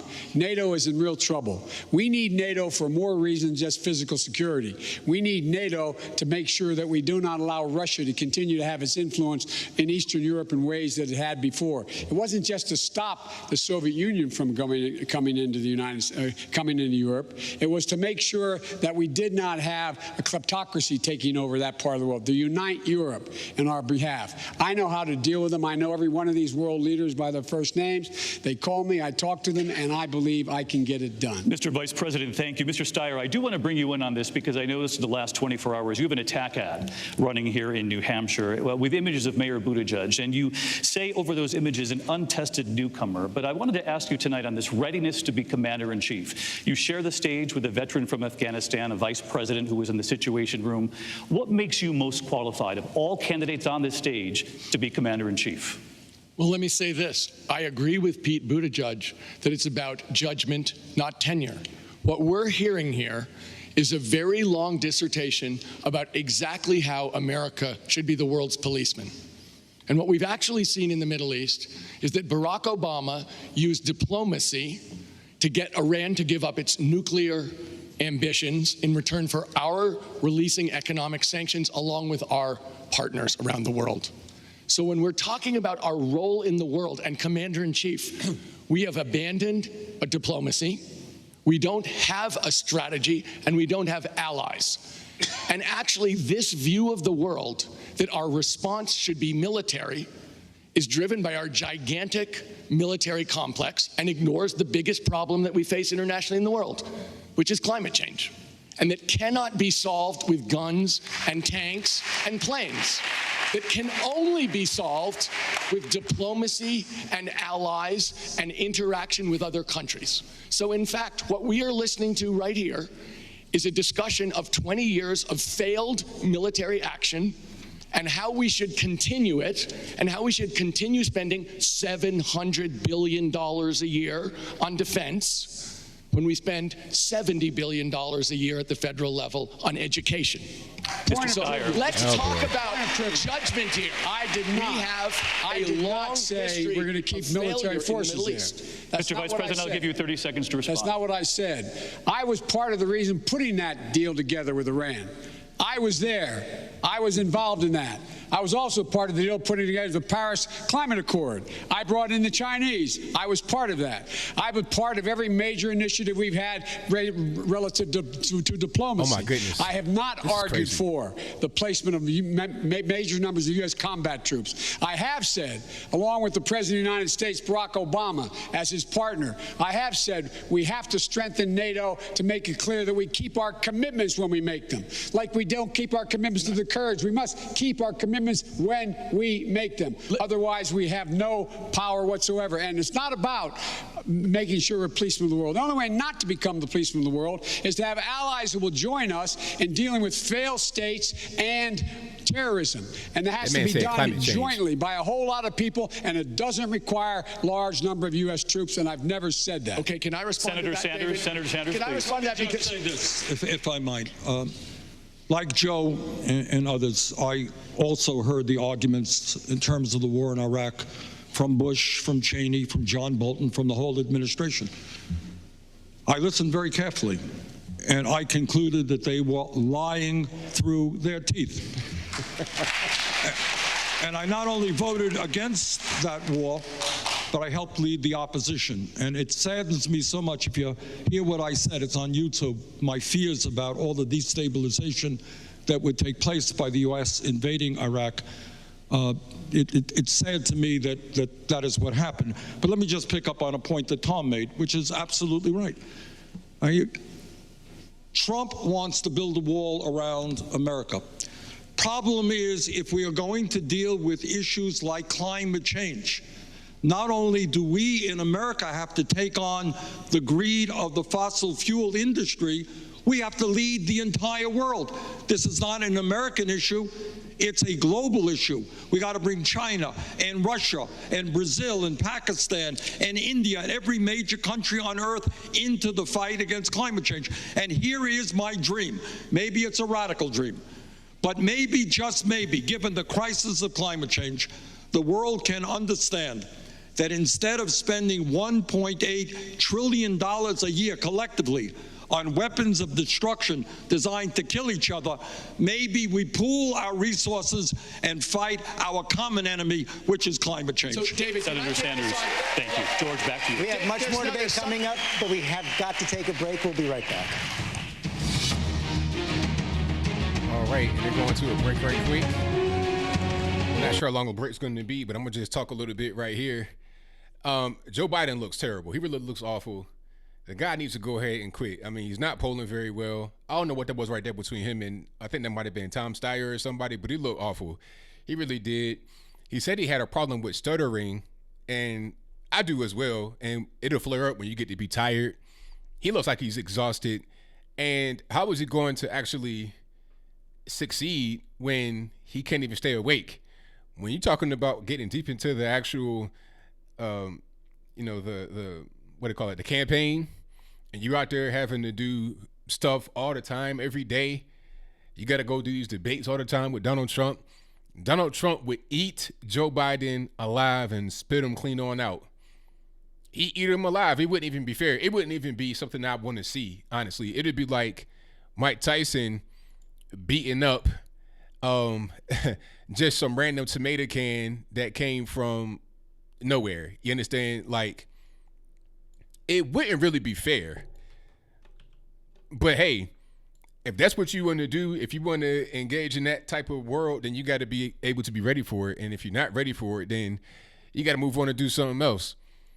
So, yeah, this is interesting. And by the way, if you're just now coming into the stream where you don't know, the stream is from 8 p.m. Eastern to 11 p.m. Eastern. So we got 2 more hours. I don't know how they're going to talk for 2 more hours about the same thing they've been talking about, but it'd be interesting. What I want to see is some audience interaction. I want to see the audience come up to the moderator booth, whatever they want to call it, and talk to the candidates directly. I want to see Creep Veep, Creepy Joe talk about a few things. And also, I got to talk about Creep Veep talking about Rush. That was, I mean, you think they can't get much lower. You would think that Joe Biden was more of a decent Democrat. I'm not saying he's a good guy, but I don't see him as one of the crazy leftists like at AOCs and whatnot. But to say that Rush Limbaugh didn't deserve the Presidential Medal of Freedom and that D-Minn should have got it instead was ridiculous, in my humble opinion. Let's see what's going on here right quick. The ABC News Democratic debate. Thanks for joining us here on ABC News Live. I'm Devin Dwyer with our political correspondent, Rachel Scott. Rachel, we have some of the best seats in the House here tonight. I would say so, right, Devin? Good stuff. What a debate it has been so far. If you're just joining us or joined in the middle, we saw Bernie Sanders defend his attacks on Pete Buttigieg. We saw the former Vice President Joe Biden talk about his weak showing in Iowa. And both of them, Rachel, went on the attack on Pete Buttigieg. I think one thing is clear here tonight, Devin. This is just not a fight to beat President Trump. This is because it is pretty much recapping it. We can get back to them at a later point.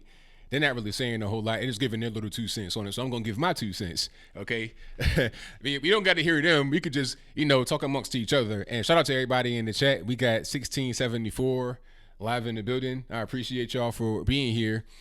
But yeah, Buttigieg I think is the primary target because of how well he did in Iowa. And they know that usually whoever wins the Iowa caucus goes on to be the nominee. I think it's always been like that, or it's just a lot more often than not, that's pretty much how it goes. So they want to attack the guy at the top. No pun intended, but I'll move on. Anyway, Joe Biden should drop out right now. He looks awful.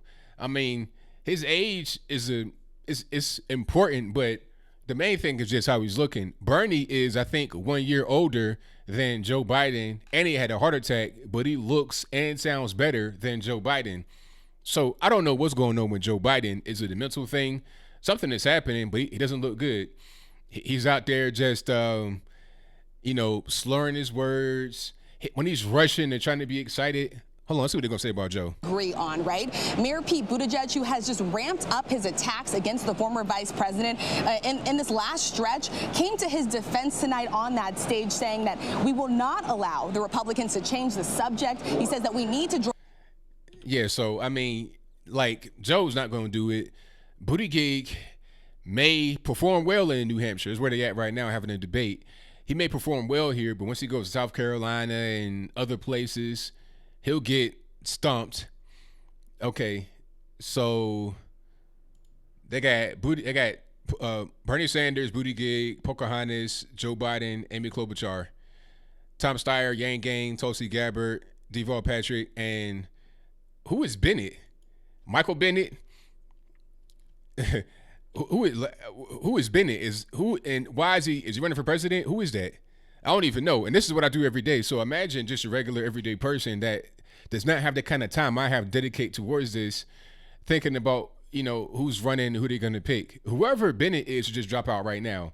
Tulsi Gabbard the same way. I've not seen her on a debate stage in months. Go ahead and drop out.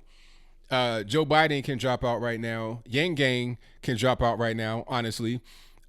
He's kind of a refreshing face to many, but he has no chance, honestly. It's kind of it's the races between Buttigieg, Sanders, and Klobuchar, maybe Pocahontas. So if I had to pick the top two, it'll probably be Bernie and Pocahontas. That might be my top 2 right now, but that could change. Probably Bernie. That might be the guy. But again, Bernie is 78 years old, just had a heart attack. Are they restarting right now? Yes, they are. Anselm College here in New Hampshire, and we are here every 4 years thanks to our amazing Manchester partner, WMUR. And now anchor Monica Hernandez and political director Adam Sexton are joining us with questions on the minds of New Hampshire voters. Thank you, George. It's an honor to be here in our community. We know Granite Staters are engaged, and we know there are issues that strike especially close to home here. New Hampshire has one of the highest rates of deadly overdoses in the country. In some cases, police and paramedics tell us that they are saving the same lives again and again, sometimes more than once in a single day. It's a healthcare issue, but it's also so much more. Mayor Buttigieg, you have described yourself as a moderate, but one of your policies at least goes further than some on the stage with you are willing to go. You have called for the decriminalization of all drugs. Does that include heroin, meth, and cocaine, some of the drugs that have contributed to this crisis? Please say no. No, what I've called for is that incarceration should no longer be the response to drug possession. So the answer is yes.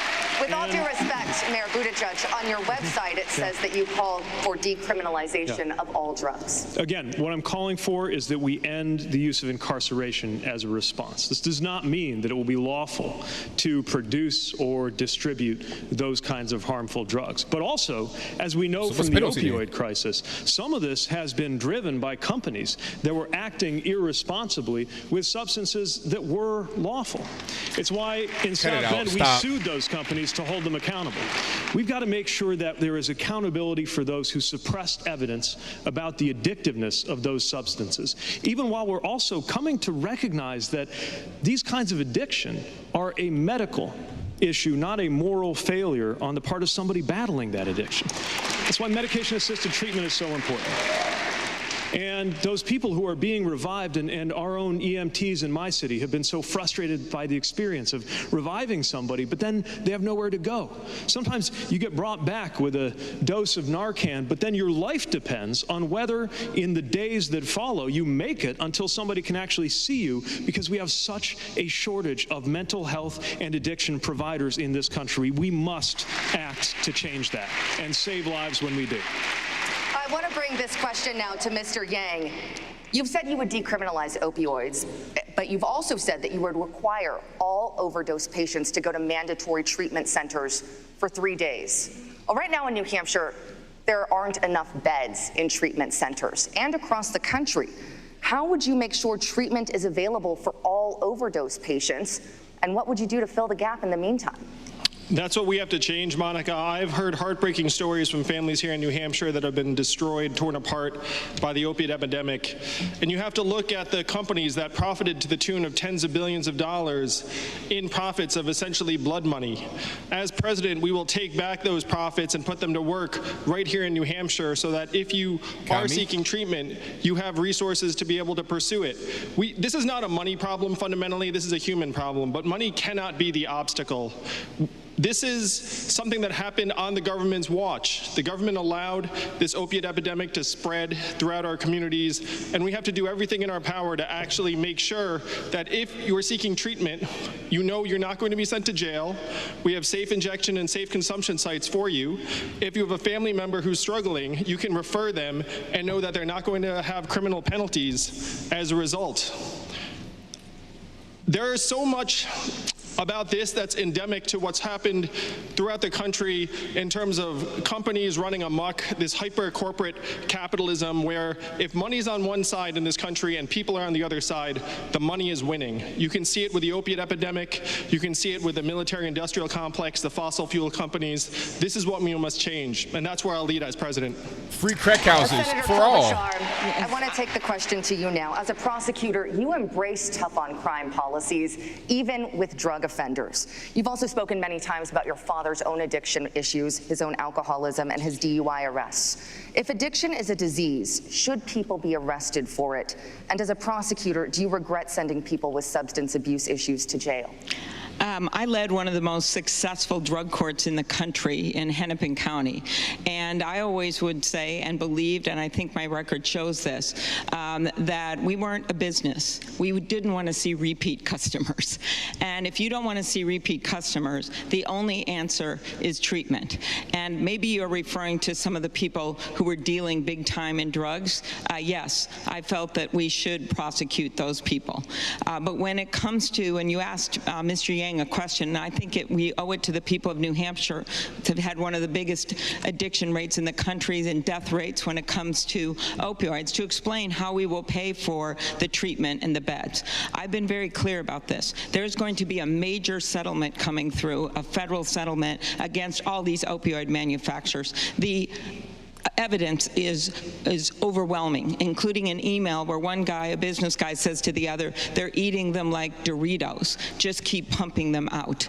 We will get a conservative estimate, $40 billion in from that settlement. We can put a 2 cents per milligram tax on opioids that brings in another $40 billion. Then you can close the hedge fund loophole. That brings in $18 billion. And just like every other policy I've proposed, and I think New Hampshire voters should care about this, I have showed how I'm going to pay for it, because I think we have someone in the White House that has told over 15,000 lies. He makes all kinds of promises. The people of New Hampshire and the people of our country deserve better. I will get this done, and it is personal for me. Good evening, candidates. New Hampshire is a battleground not just for presidential contenders, but also for top issues, and that includes gun policy.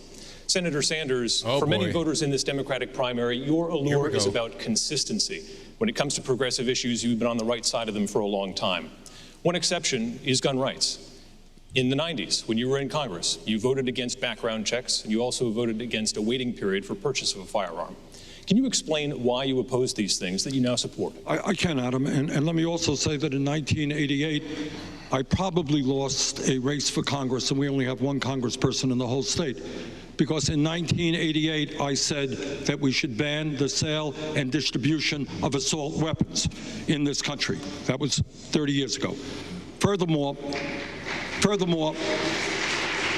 I am very proud that today I have a D- voting record from the NRA. And under my administration, it will be the American people doing gun policy, not dictated by the NRA. But to answer your question, I come, like New Hampshire, from a very, very rural state.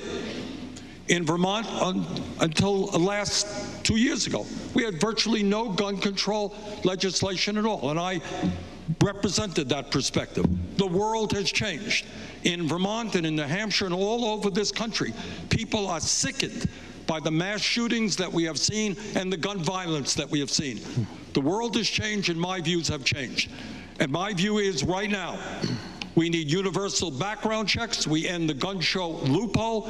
We end the so-called straw man provision. We make certain that we end the sale and distribution of assault weapons in this country. And we go further. We go further. But the bottom line is I will not be intimidated by the NRA. We're going to run the gun policy that the American people want. Vice President Biden, you've taken a lot of heat in this primary on these debate stages and from voters here in New Hampshire for your past positions. You've essentially asked them to look at the totality of your record and give you the benefit of the doubt. Does Senator Sanders deserve that same benefit of the doubt on guns? Well, look, here's the deal. The biggest mistake that Bernie made, that Senator Sanders made, he voted to give the gun manufacturers, the only major industry in America, and a loophole that does not allow them to be sued for the carnage they are creating.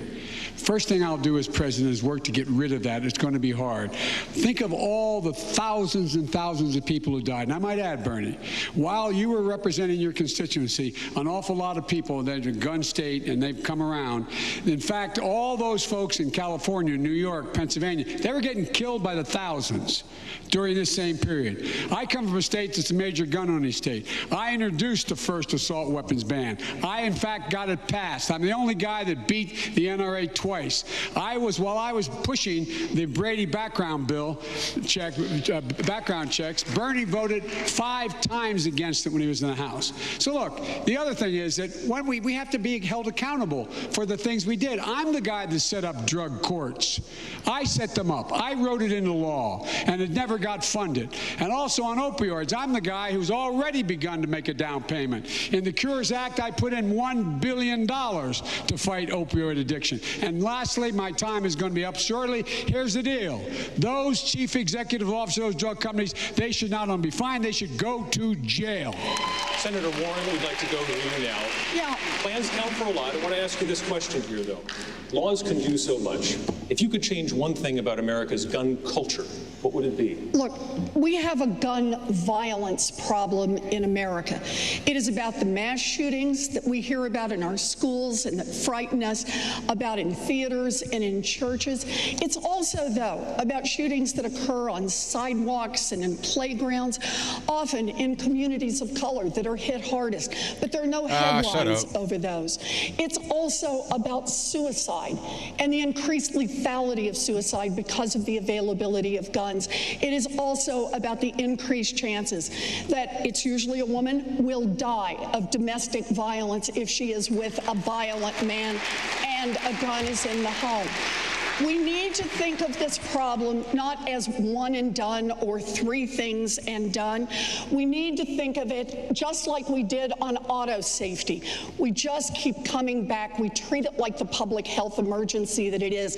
But the question we should be asking ourselves is when America, across this country, including gun owners, agree in certain basic things, universal background checks, get assault weapons off the streets, why can we not even get a vote in the United States Senate?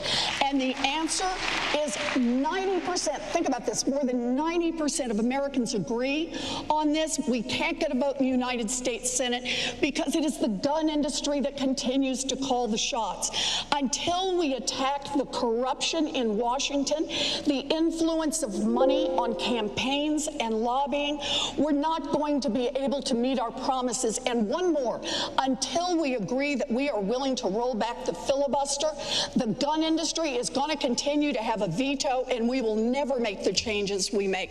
We have to be willing to build a future that works, not for a gun industry, but that works for the rest of America and protects our children. You've got to be able to sue the gun industry. Thank you, candidates. We're going to go back to David up there at the home. Adam, Monica, thank you, and thanks to WMUR tonight. I want to turn to the Supreme Court, the balance on the court, and the issues before the court right now.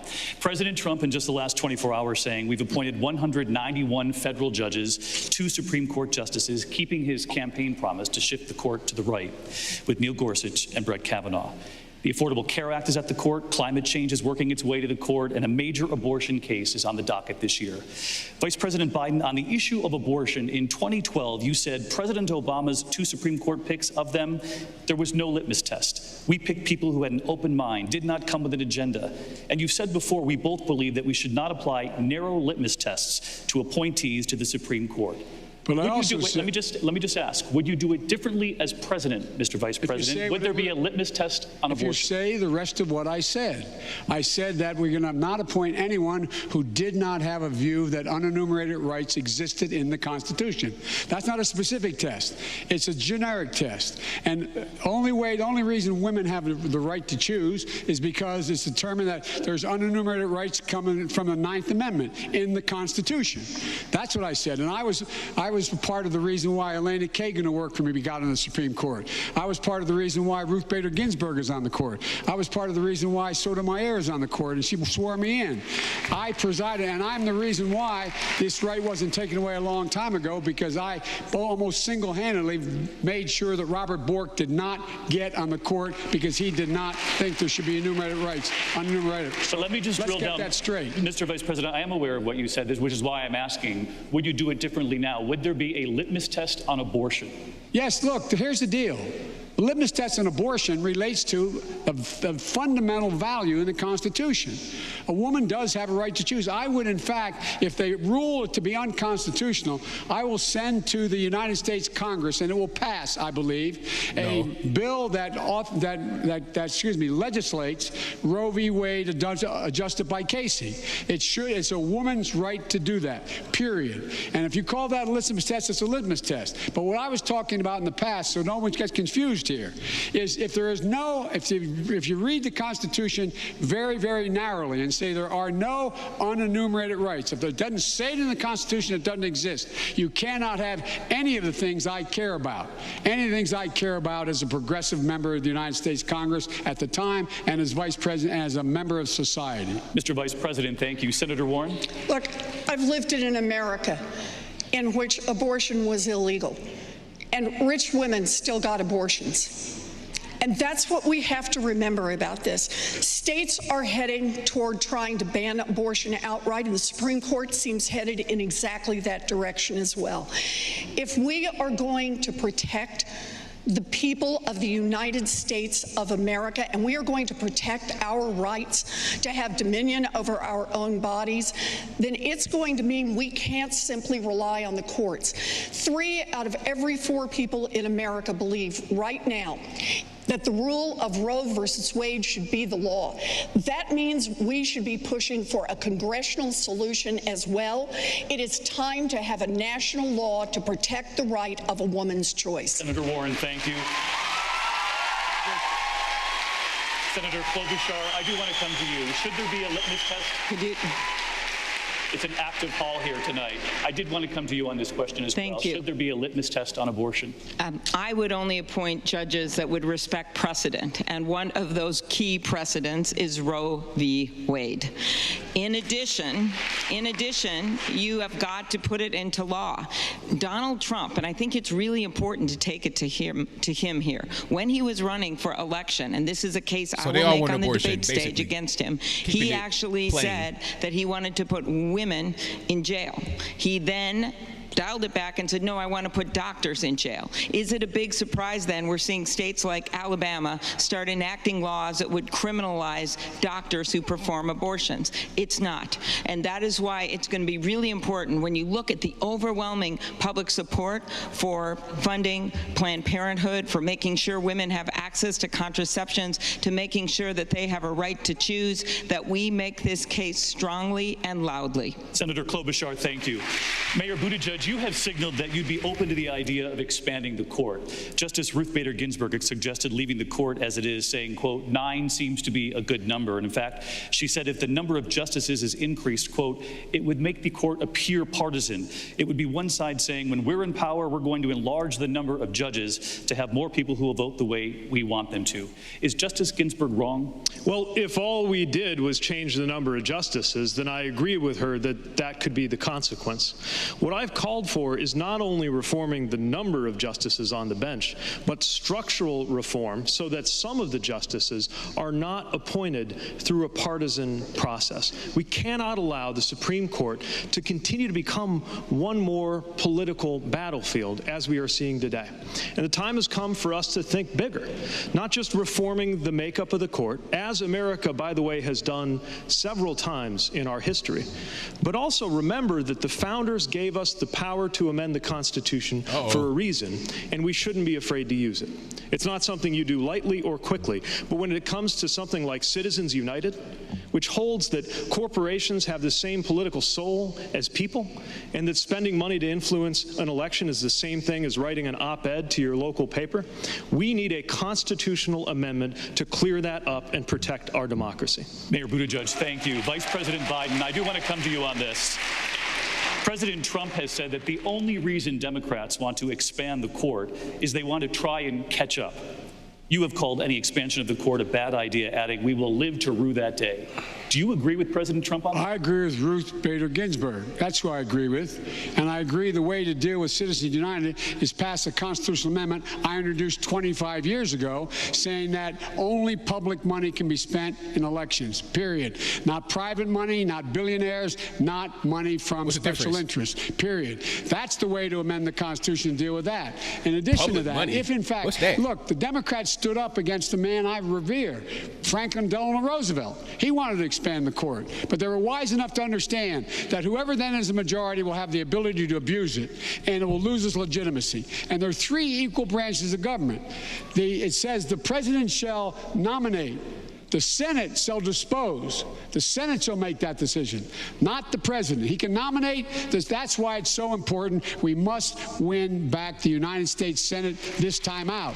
And that's why, as you all look at it up here in New Hampshire and around the world, around the country, you have to ask yourself, who is most likely to help get a senator elected in North Carolina, Georgia? Who can win Florida, Pennsylvania, Minnesota? Who can do that? Because you've got to be able to win those.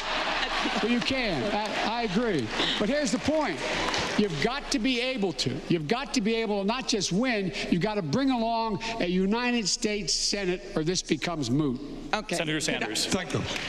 Look, you asked a simple question. Is there a litmus test for those of us up here? For me, there is. I will never nominate any person to the Supreme Court or the federal courts in general who is not 100% pro Roe v. Wade. Number two, we have got to codify Roe v. Wade into legislation. Number three, we have to significantly expand funding for Planned Parenthood. Mr. Steyer, I want to bring you in on this because you have claimed that when it comes to the Supreme Court, you have said Republicans have been cheating. Sure, they've been cheating. Look, what we saw Mitch McConnell do, not just in the Supreme Court with Merrick Garland, but across the board with federal judges, was refuse to allow President Obama's picks to be considered. That's why Mr. Trump has appointed so many federal judges, because in fact, the Republicans refuse to allow President Obama to get his due. And honestly, we're sitting here talking about, do you have a litmus test? We all have the litmus test. Everybody on this row feels exactly the same way about a woman's right to choose. Everybody on this row feels exactly the same way on gun control. Every single one in this row feels the same way. There's something else going on. These Republicans are in control. They're stacking the court for a generation with young right-wing radicals. And we've watched it happen, and the question is, what are we going to do about it? Nothing. That's where we are in the United States. And the question is, actually, Joe Biden's right. We have to go win a huge victory this year. And we're in trouble. And so the question is going to be, look at these people. Who can pull together the Democratic Party? And let me say this. We have not said one word tonight about race. Not one word. Are you kidding me? We have the most diverse party. We have a very diverse country. I can't tell. We have a very diverse party. The heart and soul of this party is diversity, black people, Latinos, AAPI people, Native Americans, and white people. But for goodness sakes, pull it together. We're talking about something different. The question we have is, how are we getting that diverse group of people to the polls? What are we saying? Everybody on this stage feels the same way about a woman's right to choose and economic justice. The question is, how do we beat Trump? How do we take down these Republicans? And the answer is, we've got to show we can take them down on growth, job creation, the economy. We send them packing, and then we get all of this, including beating the corporation. Mr. Steyer, thank you. The night is still young. Many questions to come, and Lindsay Davis is next. I want to turn now to criminal justice. Mayor Buttigieg, under your leadership as mayor, a black resident in South Bend, Indiana, was 4 times more likely to be arrested for marijuana possession than a white resident. Now, that racial disparity is higher than the rest of the state. In fact, it's higher than the rest of the nation, and that disparity increased in South Bend after you took office. When talking about the problem on national terms, you've called it, quote, evidence of systemic racism. But you were mayor for 8 years, so weren't you, in effect, the head of the system? And how do you explain that increase in black arrests under your leadership? Well, the reality is, on my watch, drug arrests in South Bend were lower than the national average, and specifically to marijuana, lower than in Indiana. But there is no question that systemic racism has penetrated to every level of our system, and my city was not immune. I took a lot of heat for discussing systemic racism with my own police department, but we've got to confront the fact that there is no escaping how this is part of all of our policies. Earlier, we were talking about opioids, and thankfully, America has come to a better understanding about the fact that opioid addiction is best understood as a medical problem. But there were a lot of people, including a lot of African-American activists in my community, who have made the very good point. It's great that everybody's so enlightened about drug policy now when it comes to opioids, but where were you when it came to marijuana? Where were you when it came to the crack epidemic in the 1990s? That is one of the reasons why I am calling for us as a country to take up those reforms that end incarceration as a response to possession, and make sure that we legalize marijuana, and when we do it retroactively with expungements to correct the harm done in so many cases of incarceration, disproportionately of black and brown Americans, where the incarceration did far more harm than the offense it was intended to deal with. I want to go back to the original question, though. How do you explain the increase in black arrests in South Bend under your leadership for marijuana possession? And again, because they got it on them. The overall rate was lower. No, there was an increase. The year before you were in office, it was lower. Once you became in office in 2012, that number went up. In 2018, the last year that we have a record for, that number was still up. Yep. And one of the strategies that our community adopted was to target when there were cases where there was gun violence and gang violence, now which you want to was understand how slaughtering so many in our community, okay. burying teenagers, disproportionately black teenagers. We adopted a strategy that said that drug enforcement would be targeted in cases where there was a connection to the most violent group or gang connected to a murder. Crime bill. These things are all connected, but that's the point. So are all of the things that need to change in order for us to prevent violence and remove the effects of systemic racism, not just from criminal justice, but from our economy, from health, from housing, and from our democracy itself. Senator Warren, is that a substantial answer from Mayor Buttigieg? No.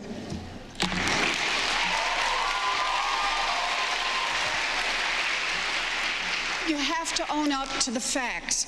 And it's important to own up to the facts about how race has totally permeated our criminal justice system. You know, for the exact same crime, study after study now shows that African Americans are more likely than whites to be detained, to be arrested, to be taken to trial, to be wrongfully convicted, and to receive harsher sentences. We need to rework our criminal justice system from the very front end on what we make illegal all the way through the system and how we help people come back into the community. But we cannot just say that criminal justice is the only time we want to talk about race specifically. We need to start having race-conscious laws.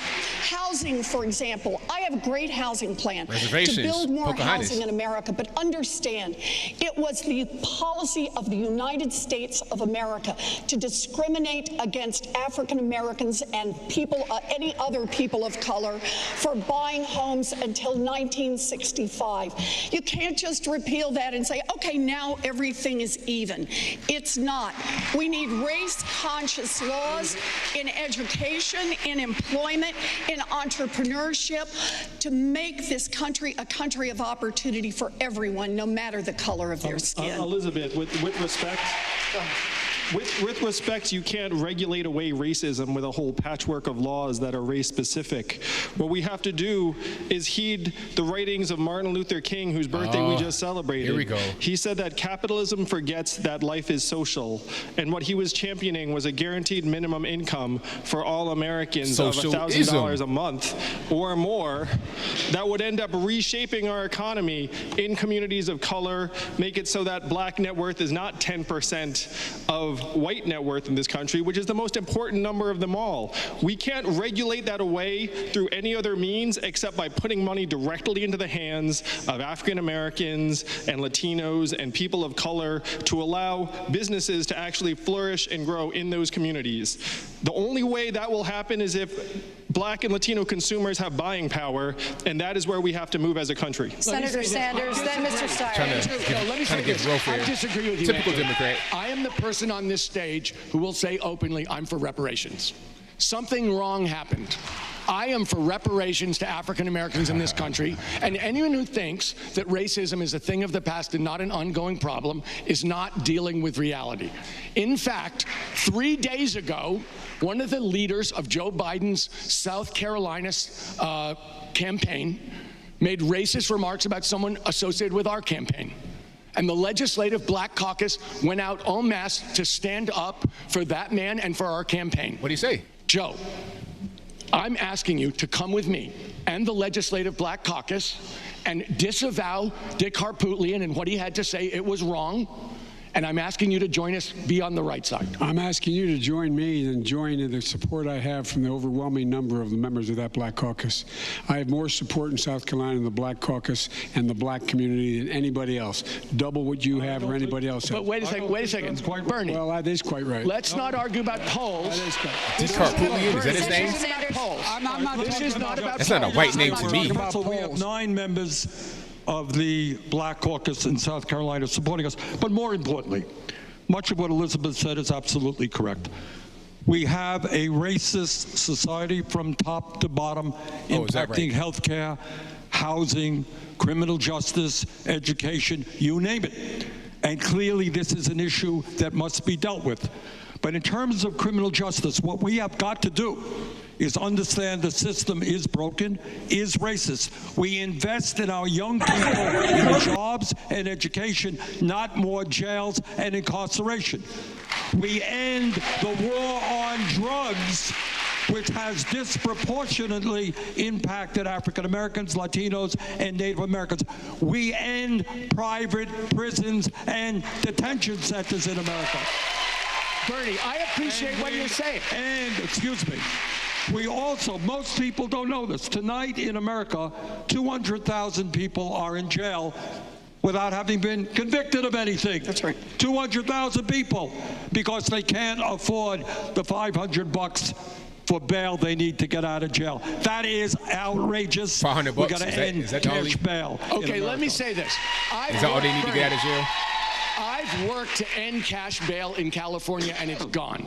I've worked to end private prisons in California, and they're gone. I'm somebody who's, our family, my wife and I started a bank specifically to support businesses owned by women, Black people, and Latinos because they couldn't get financing anywhere else. But Joe, I want to answer. Really, I think you should come over and disavow the statements that this man made because, that were openly racist, that were wrong, and the Legislative Black Caucus is against. I'm asking you to join us and do the right thing. I've already spoken to Dick Harpootlian, and he, in fact, is, I believe, sorry for what he said. But here's the deal, folks. Look, we got to stop taking the Black community for granted. That's the starting place. Every one of the things we talked about here, for example, in South Carolina, Jim Clyburn, he has a program, 10, 15, 30. We should be investing our money in those communities that haven't gotten help for a long time and give most of that help to those communities. Make it a priority. We should make sure that we have no one going to jail for a drug offense. They go directly mandatory mandatory treatment, not prison. And we fund it. And we fund it, and 3 days doesn't get it. It takes at least 60 to 90 days to make any progress. We have to pay for that. Just like instead of building new prisons, we build new rehabilitation centers. We have to make sure that we have a window at the Treasury Department that allows entrepreneurs who are Black and brown and minorities to be able to get loans to be able to start businesses. You know, if you own a house, I know you do know, if you own a house in an all-Black neighborhood, same exact house in an all-white neighborhood, exact same shape, the house valued in the Black neighborhood would be valued as worth less, making making it difficult for you to accumulate wealth, as my friend at the end of the line here says. So here's the deal. We have to do much, much more. That's what got me involved in politics in the first place, redlining, to stop it. I got involved through the civil rights movement. I became a public defender. That's why I got involved. There's so many things we have to do across the board, and in education. At-risk schools. We should triple the funding we have for at-risk schools to provide for 4, 5, and 6 years old to be able to go, 3, 4, and 5 years old to go to school, not daycare. Increase the salaries of teachers. Encourage more blacks to get into teaching, especially black men, because the studies show when there's a black man in a community, in a school, it increases prospects significantly, and so on. There's a lot we can do. I've laid it all out as how to do it. Go to joebiden.com. You'll see the whole deal, including criminal justice reform. Thank you, Mr. Vice President. As you mentioned, South Carolina, 3 weeks from tomorrow, they'll go to the polls to vote. Black voters make up about 60% of the electorate there. Senator Sanders, several weeks ago, Nina Turner, one of your national co-chairs, published an op-ed piece that said Vice President Biden has, quote, repeatedly betrayed black voters to side with Republican lawmakers and undermine our progress. Senator Sanders, do you agree with her, one of your most visible surrogates, that Vice President Biden has repeatedly betrayed black voters? Well, I think what Senator Turner was talking about are some of the early actions of Vice President Biden. But no, Joe Biden is a friend of mine, and I'm not here to attack him. But what I would say is that what we need in terms of the African American community is to understand that we have got to start investing big time in education, in healthcare. There is no excuse why white families in America have 10 times more wealth than black families. No excuse that disproportionately African Americans are in jail compared to whites. No excuse for black women dying in childbirth 3 times the rate that white women are doing as well. Senator Klobuchar. You had raised your hand before. Yes, I did, because I think in addition to the economic argument we're making here with the sad, sad stories of a woman walking into a maternity room in New Orleans and saying her hands are swollen and walking out without her baby, and 30% of African-American kids living in poverty. We know that there are economic solutions here to invest in those communities, housing, child care. But there's something else insidious going on that we haven't addressed, and that is the systematic racism when it comes to voting. That is moves across the country to limit people's right to vote.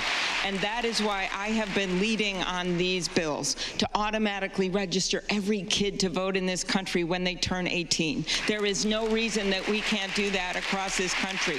To stop the gerrymandering by setting up independent commissions in every single state. And yes, to stop the voting purges. Because what is going on right now, in the words of one North Carolina court, is that they are discriminating with surgical precision against African American voters. And we are not going to be able to get any of these things done if we don't give people the right to vote.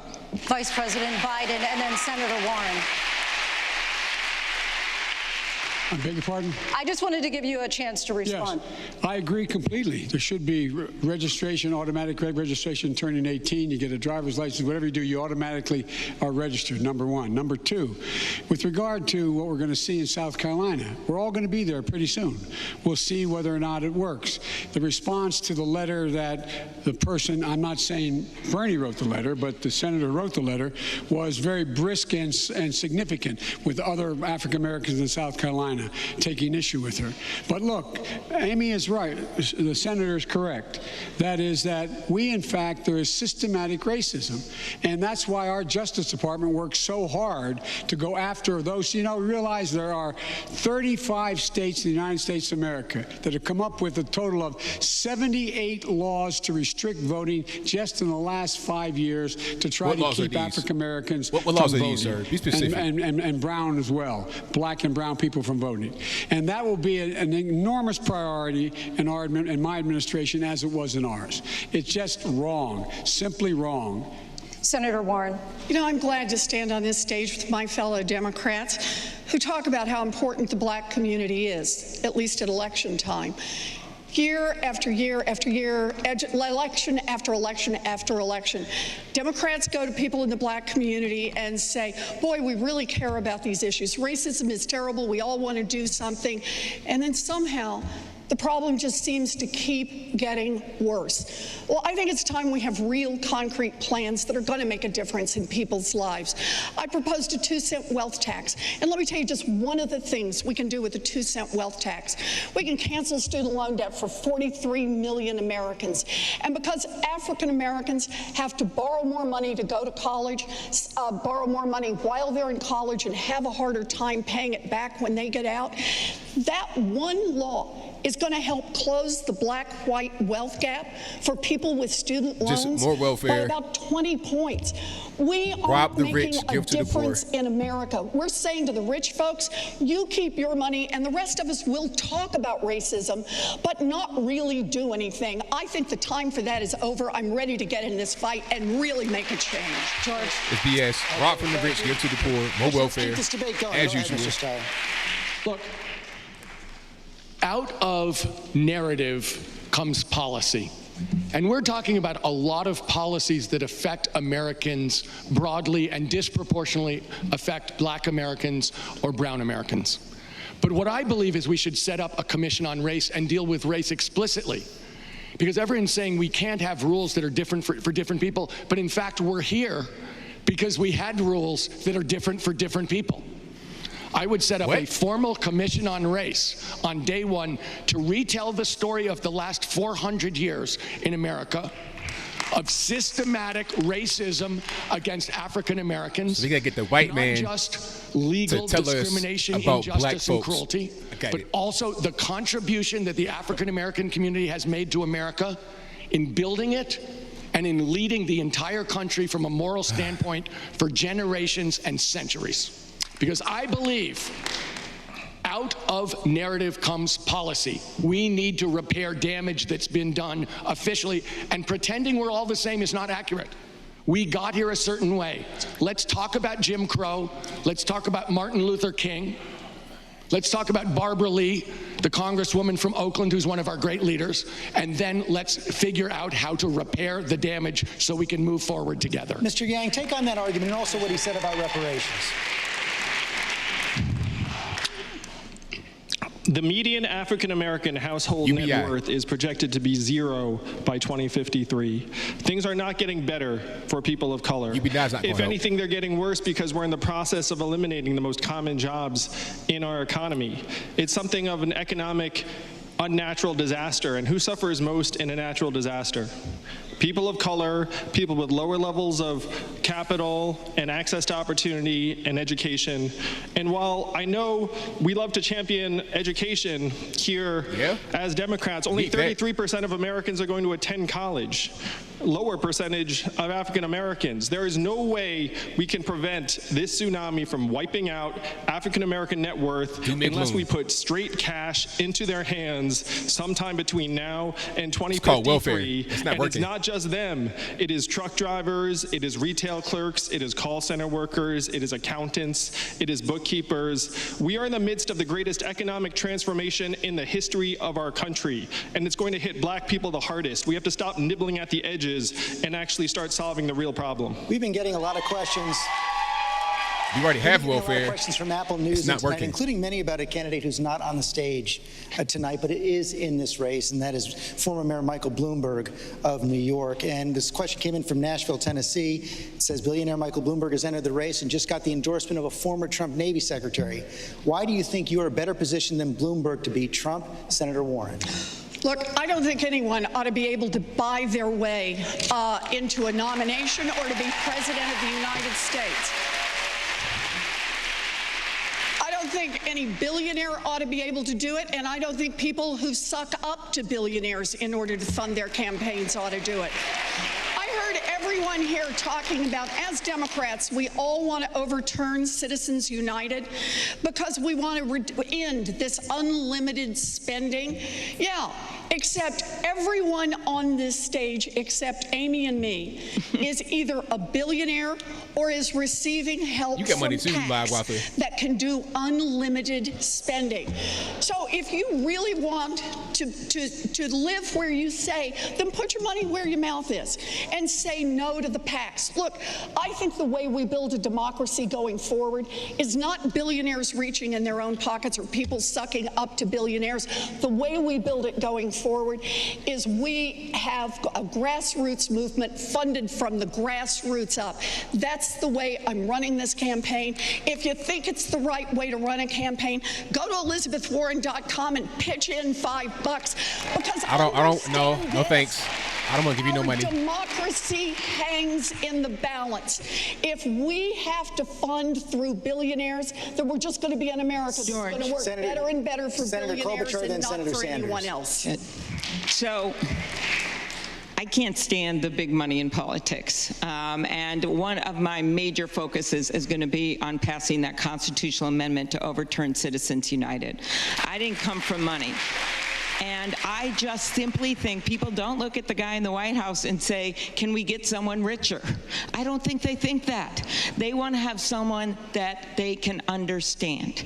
And you know my background. My grandpa was an iron ore miner. He worked 1,500 feet underground in the mines his whole life. He couldn't even graduate from high school because he had to raise his 9 brothers and sisters. My grandpa saved money in a coffee can to send my dad to a 2-year community college. That was my family's trust. And you can't send, like Donald Trump got from his family, you can't fit $413 million in a coffee can. My mom grew up as and wanted to be a teacher in Wisconsin. She moved to Minnesota. She taught 2nd grade until she was 70 years old.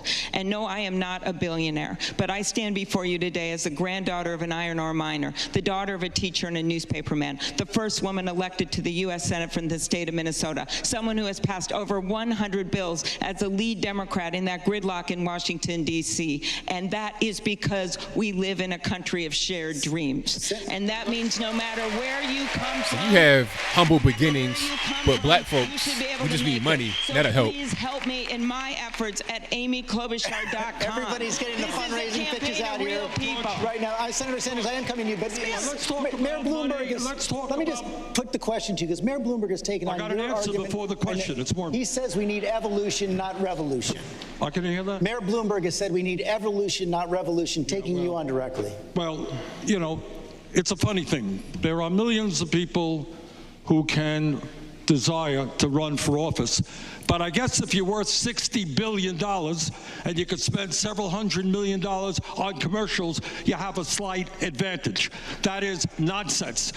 What we have got to do is have a nation in which we not only overturn Citizens United, we move to public funding of elections. In terms of public, that's called communism. All right, that's literally communism. Our campaign, and I am enormously proud of this. Unlike some of the folks up here, I don't have 40 billionaires, Pete, contributing to my campaign. Coming from the pharmaceutical industry, coming from Wall Street and all the big money interests. What we do have is we have now over 6 million contributions from 1.5 million people, averaging $18.50 a contribution. That is unprecedented in the history of American politics. If we want to change America, you're not going to do it by electing candidates who are going out to rich people's homes begging for money. The way we're going to do it is build a mass movement of working people who are prepared to stand up, not take money from these billionaires, not take money from Wall Street, but stand up to the drug companies in Wall Street. And if you want to be part of that political revolution, BernieSanders.com. Mayor Buttigieg, close this round out. We are going into the fight of our lives. Donald Trump, according to news reports, and his allies raised $25 million today. Yep. We need to go into that fight with everything that we've got. Now, I've been very clear. on both my record, where I have sued pharmaceutical companies, and what I'm campaigning for, that includes raising wages and raising taxes on corporations and the wealthy. And as the only person on this stage who is not a millionaire or a billionaire, I know a thing or two about building a movement, because mayor of South Bend, Indiana is not exactly an establishment fundraising powerhouse. We are here without the involvement of any corporate PACs, because hundreds of thousands of people went to, yes, PeteForAmerica.com, contributed to this campaign. And let me say something else. If we want to bring about any of the changes that everyone is talking about so elegantly up here, we need to put together the majority that can decisively defeat Donald Trump. And in order to do that, we need a politics that is defined not by who we reject, but how we bring everybody into the fold. And if you are low income, or if you're able to contribute a lot, if you've always voted Democrat, or if you're an independent or even a Republican who's just sick of looking your kids in the eye and trying to explain this White House, we need you to join us right now. I will not pursue politics by telling people they can't be at our side if they're not with us 100% of the time. This is a time for addition, not rejection, for belonging, not exclusion. Mayor Buttigieg, thank you. I want to turn to climate change and jobs here in America. President Trump just signed the United States-Mexico-Canada agreement. Many call it an updated NAFTA. But it does include incentives to make cars here in North America, and it does open Canadian markets for American dairy farmers. Senator Sanders, as we sit here in New Hampshire tonight, both New Hampshire Senators Maggie Hassan and Senator Jeanne Shaheen supported this. They voted yes, calling it a real win for workers and for farmers. You voted no because you said you believe it takes us back years on climate. Were the senators from New Hampshire wrong? Yes.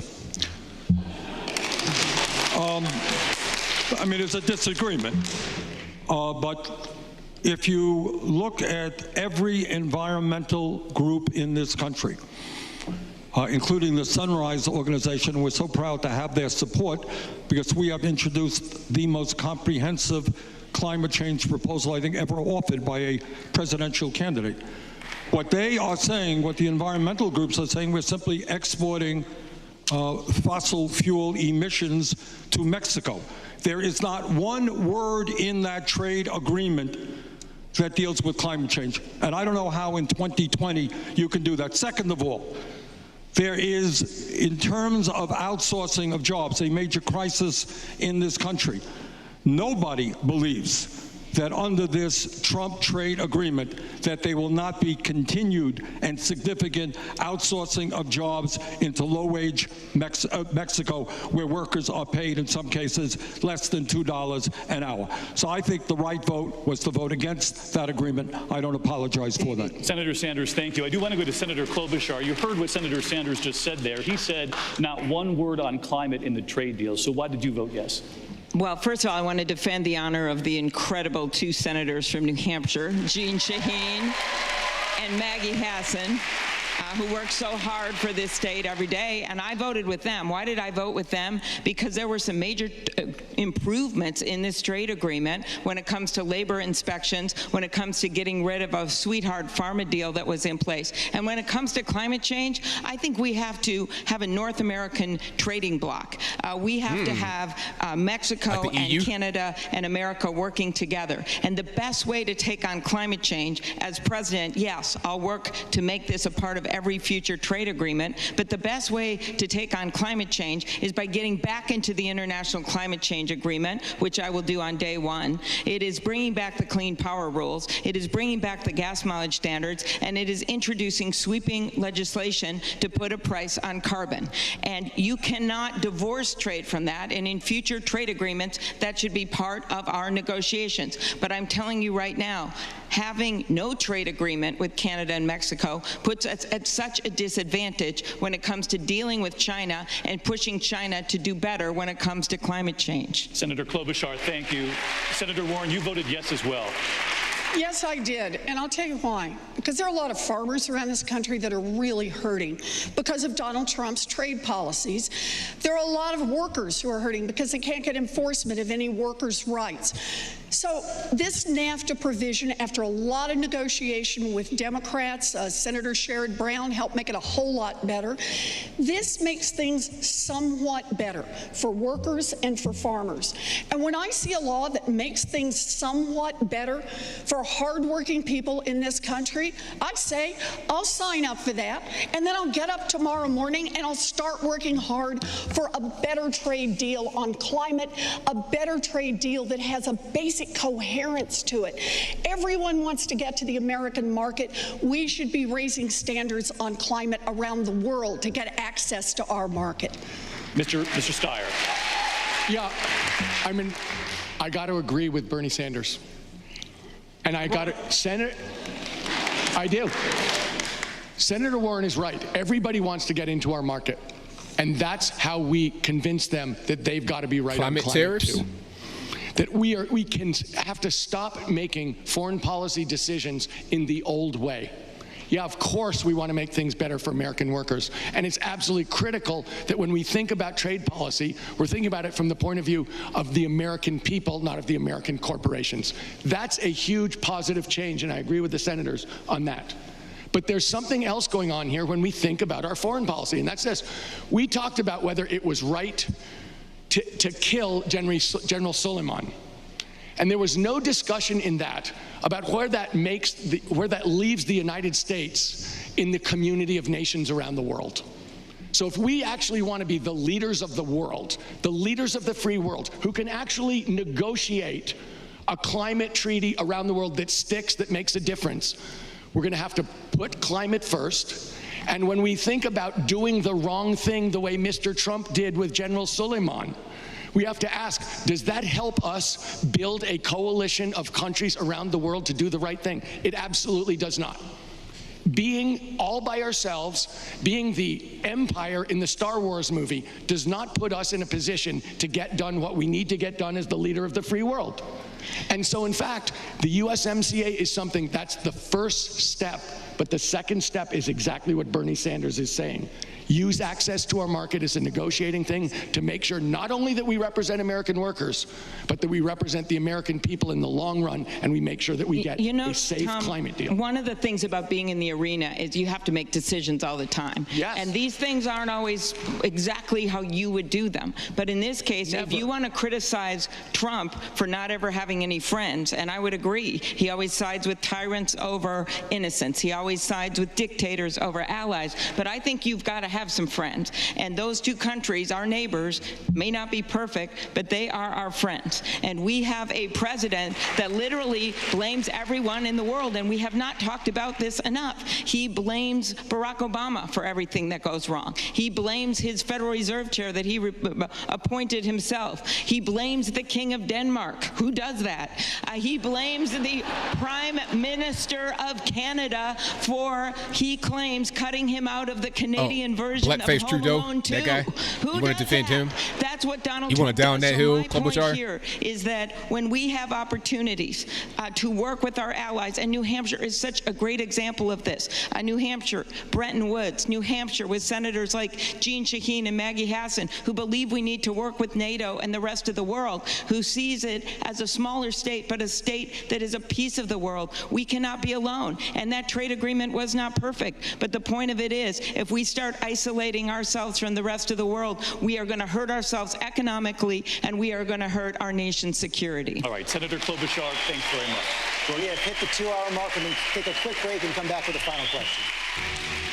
All right, so got a little break here. Oh man, there was a whole lot going on. There's a whole lot to unpack there. Man, these people are nuts. They have no chance. I mean, just, straight from the beginning, my immediate reaction is that these imbeciles on stage have no chance. I mean, even if it wasn't Trump, it could be pretty much anybody. It could be somebody that just has a brain from the right, and they would just destroy them. But Trump, it'd be embarrassing. I hope for Joe Biden's own good that he drops out.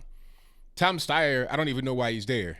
What I was saying earlier in the chat, I may have said it on Twitter as well, is like, Tom Steyer every now and again just kind of comes out from the cut and says some like really quote unquote profound and deep thing, faces everybody on stage. It's like, if you ever seen a movie about football or basketball or something, and then they're having like adversity, like like a lot of these movies, like Blue Chips, not Blue Chips, but Sunset Park, stuff like this. It's all kind of adversity. People got problems at home. They're in the hood. You got this white lady that's a teacher, and she comes in and fixes things, and then they're losing all throughout the actual movie. And then at the very end, one guy comes up saying, yo, I'm tired of this. We're going to go out there and win for coach. Yay. And then they go out there and win. That's kind of what Tom Steyer does. It's like, man, come on. This is so corny. This is real life, man. This ain't no movie. But anyway, Buttigieg, no chance.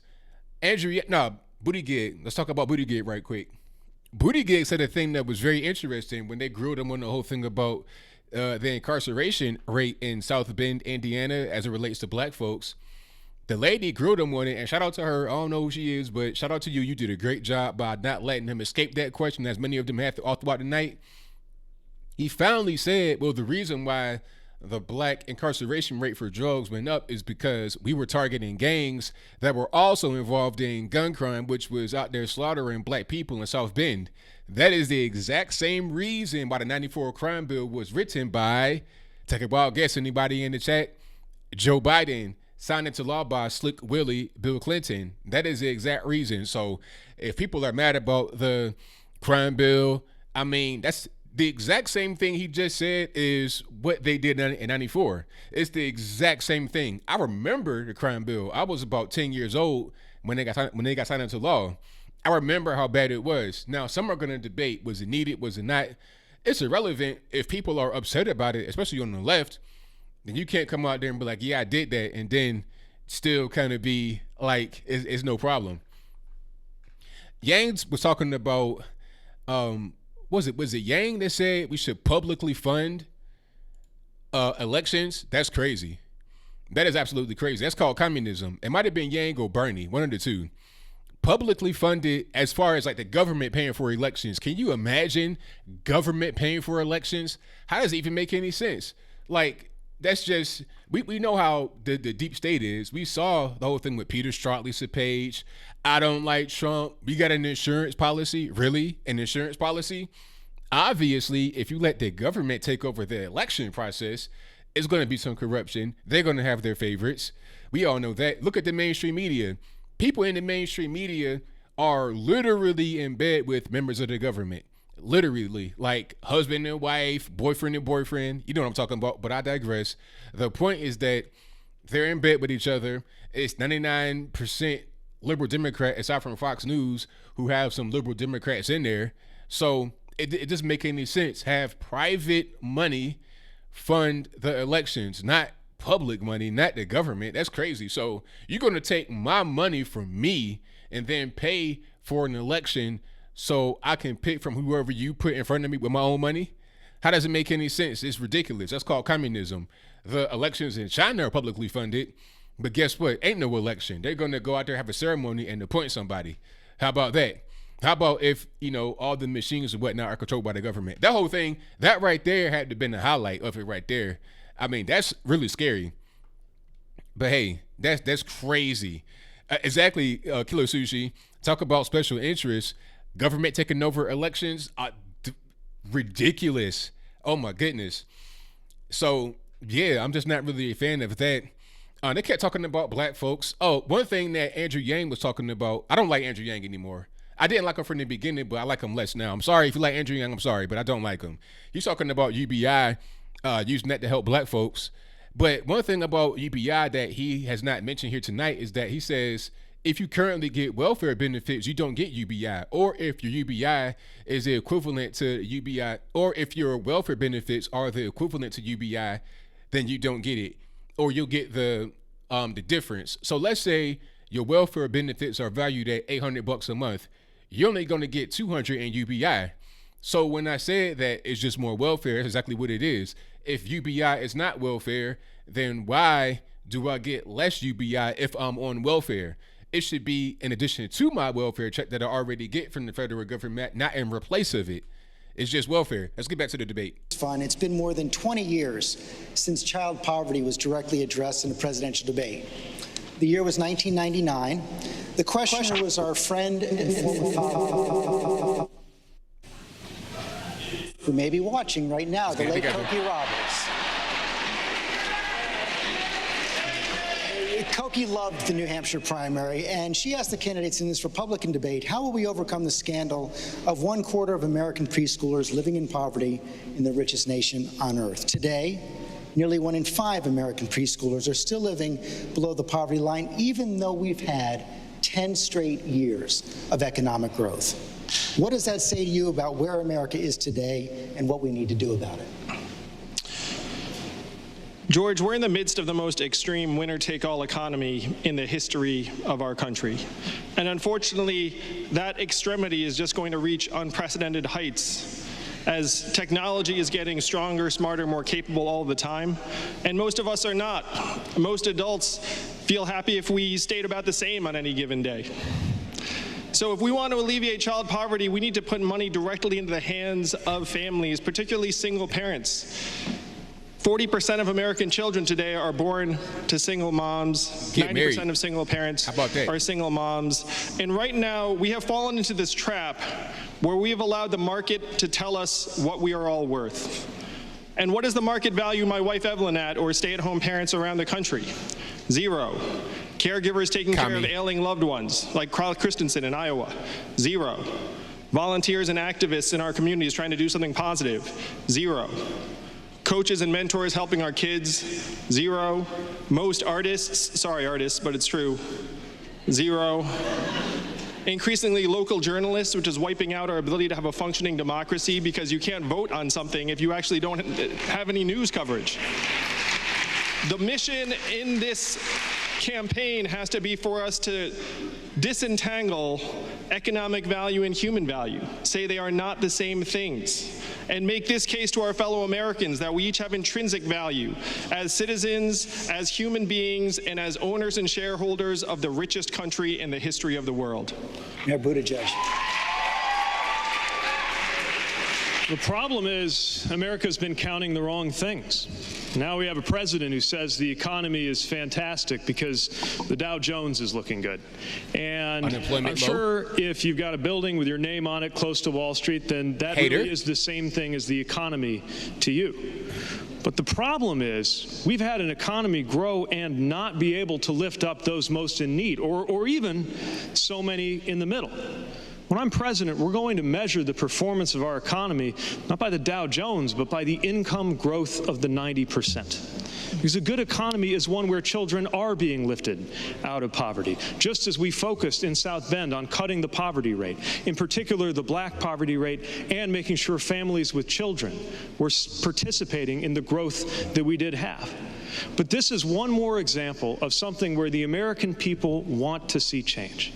The American people, not just diehard Democrats, but so many independents and some Republicans think we need to prioritize economic equity, and yet it still doesn't happen. That is why we need to recognize that the time has arrived for a different kind of politics, to turn the page, leave the politics of the past in the past, and deliver a better future before it is too late. Senator Warren.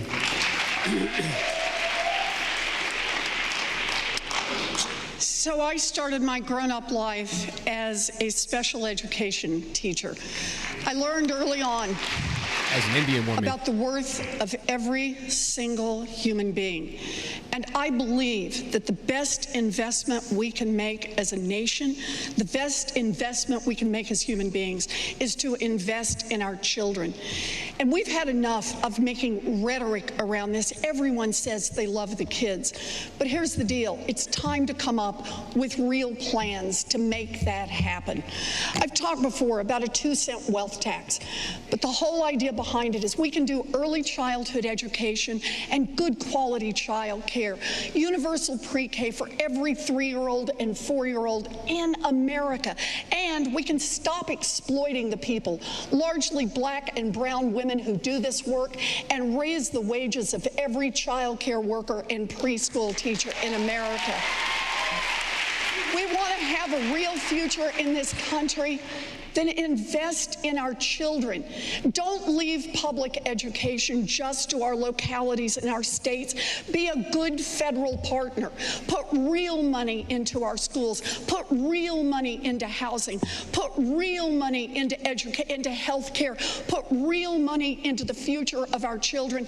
That's how we build the America of our best values. Mr. Vice President. I come from a family where a dad walked in one day and said, we got to move, don't have a job. We got to move to a different city. I watched my dad, and I met many people here in this state and others who've gone through the same thing, where the fathers made that longest walk or the mothers made that longest walk. I was listed for the entire time I was in the United States Congress as the poorest man in the United States Congress. My net worth was net zero a couple times. The fact of the matter is that I've never focused on money for me. And I was a single dad for 5 years. It's not as hard as being a single mom, and I had help from my sisters in the audience and others. But the fact is that I think we have to focus on what is at stake here. These aren't someone else's children. They're all our children. They're the kite strings that lift our national ambitions. No, they really are. That lift our national ambitions aloft. We have an overwhelming interest in seeing to it they do well. You know, 24 out of every 100 students in school today, from grade school to high school, are Latino. What are we going to do, walk away from that? Many of them come from homes that are poor, very poor. That's why I invest so much time and energy in preschool. That's why if I only have $1 to spend, I spend it equipping the child before they get into school in the early days than after. And we talk about all those kids out there that are going to be graduating. A great number of them aren't going to, as Mr. Yang said, aren't going on to college, although I think we should help with college. They're not going on to college. What they're going to do, they're going to be equipped to compete in the 21st century by training them for the new trades, the new opportunities, the new capabilities that are out there. We must focus on our children. Like I said, they're all our children. They're not somebody else's kids. Everyone, as my father would say, is entitled to be treated with dignity and respect, and we're not doing it. Senator Sanders. Well, the answer to your question is why we have the highest rate of childhood poverty of almost any major country on earth, disproportionately high for the African American community, by the way, is the same reason that we give massive trillion-dollar tax breaks to the rich and large corporations. Cut it out. Same reason that we give tens of billions personal of dollars responsibility. in How about that? subsidies and tax breaks to the fossil fuel industry, while half of our people are living paycheck to paycheck. The same reason that we have 3 people in America owning more wealth than the bottom half of America. The same reason that we are the only major country on earth not to guarantee health care to all people as a human right. Same reason as to why we are paying, in some cases, 10 times more than other countries for prescription drugs. And that reason is that our priorities are determined by the 1% and by wealthy campaign contributors. Our priorities are determined by those who want to see the rich get richer and are turning their backs on the working families of this country. And what is unique about our campaign is we say unashamedly, we are raising our campaign contributions not from billionaires, but from working class people. That our campaign is about the working families of this country, for the working class of this country, and that is the administration that we will run. It is time to take on the big money interest. It is time to change our national priorities. Thank you. Senator Klobuchar. In Koki's memory, let me answer this question. We may have lost an election in 2016, and 2020, but we did not lose hope. And there is a way. It's actually based on a National Academy of Science report, and I've used that to put together a plan to reduce child poverty in half in 10 years and eradicate it in a generation. We can do it with investment in childcare. We can do it with investment in preschool and school, and we can do it with tax credits, and we can get it done. But To get it done, we have to be able to reach those voters that we lost in this state and across the country. There's an old story of Franklin Delano Roosevelt, and when he died, his body was put on a train and went up across America. And there was a guy standing by those tracks along with so many Americans, and he had his hat on his chest and he was sobbing. And a reporter said, "Sir, did you know the president?" And the guy says, "No, I didn't know the president, but he knew me. He knew me." And I will tell you this, there is a complete lack of empathy in this guy in the White House right now. And I will bring that to you. If you have trouble stretching your paycheck to pay for that rent, I know you, and I will fight for you. If you have trouble deciding if you're going to pay for your child care or your long-term care, I know you, and I will fight for you.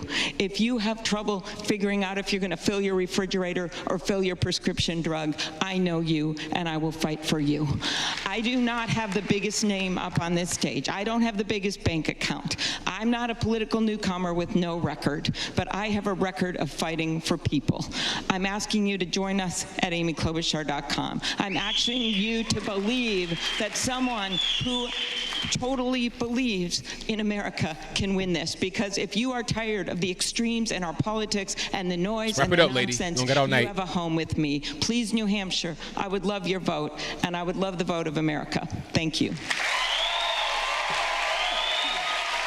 Mr. Steyer. So,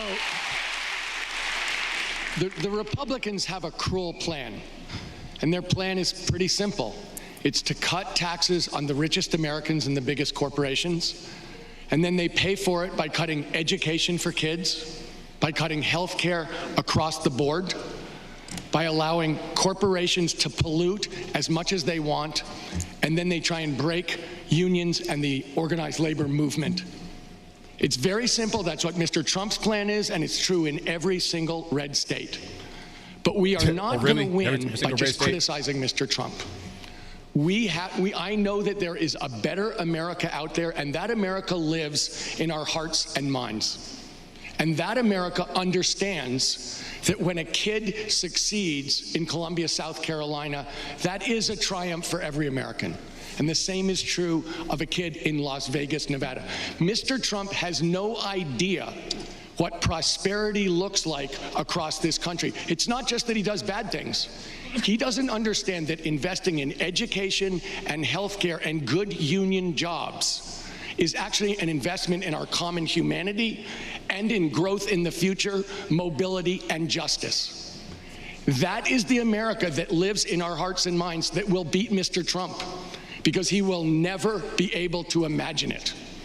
So in fact, what we need to do is have a new conception, a new dream of America, dream it and make it happen. Imagine the mountain, and then we climb it together. We are in perilous times. I am asking for your vote. Let's rise together. Candidates, thank you. Thanks for a great debate tonight. Thanks to our audience here at St. Anselm College. Thanks to our partners, WMUR and Apple News. And now I'd like to send it to my colleagues, Martha Raddatz. All right, so that's a wrap for that. Thanks very much, George, and good evening from high above the debate stage here in Manchester after the sometimes fiery exchanges between the top 7 Democratic candidates. It was a profoundly important debate, the last big chance for the candidates to make their case before the first-in-the-nation primary this Tuesday. We have a lot to discuss, and we will be heading over to the spin room with my colleague Tom Yamas and our panel of ABC political contributors shortly. But first, here with me as we watch the candidates leave the stage, Elizabeth Warren leaving rather quickly there, Pete Buttigieg staying on stage, Joe Biden as well, and Bernie Sanders. A big hug there between Pete Buttigieg and his husband, Chasten. Bernie Sanders, his wife Jane, they're Chasten and Pete Buttigieg again. Bernie Sanders, a long day that started this morning. Pete Buttigieg going towards the audience there, shaking some hands. Joining me here on the stage up here, John Karl, our chief White House correspondent, Mary Bruce. Yeah, don't let Joe our do senior that. congressional Don't let correspondent, Joe Biden, coming back fall. over there to the audience there as goes well wife. to meet his wife there, Dr. Jill Biden. A big hug. A very big night for Joe Biden. He had a lot to get through tonight. Also joining me is our senior White House correspondent, Cecilia Vega, and our Nightline co-anchor, Byron Pitts. And John Karl, as we watch the candidates on the stage after this very lively and very important and very deep debate, truly. It was an excellent debate, lots of great questions. What's your impression? It really is. I have to say, I think this was a breakthrough night for Amy Klobuchar. This was by far her best debate. She took on her opponents, especially Bernie Sanders and Pete Buttigieg, but she also made a coherent and forceful case for her candidacy as a Democrat who has won among Democrats, but has also won among the voters the Democrats failed to win in 2016. So I thought a very big night for Amy Klobuchar. Also, Pete Buttigieg. As we're looking at Joe Biden there. So he literally just had his hand in the snot rag, touched it, after Biden, and then shook his man's pretty hand. hard. Come Biden on, went that's after him. nasty.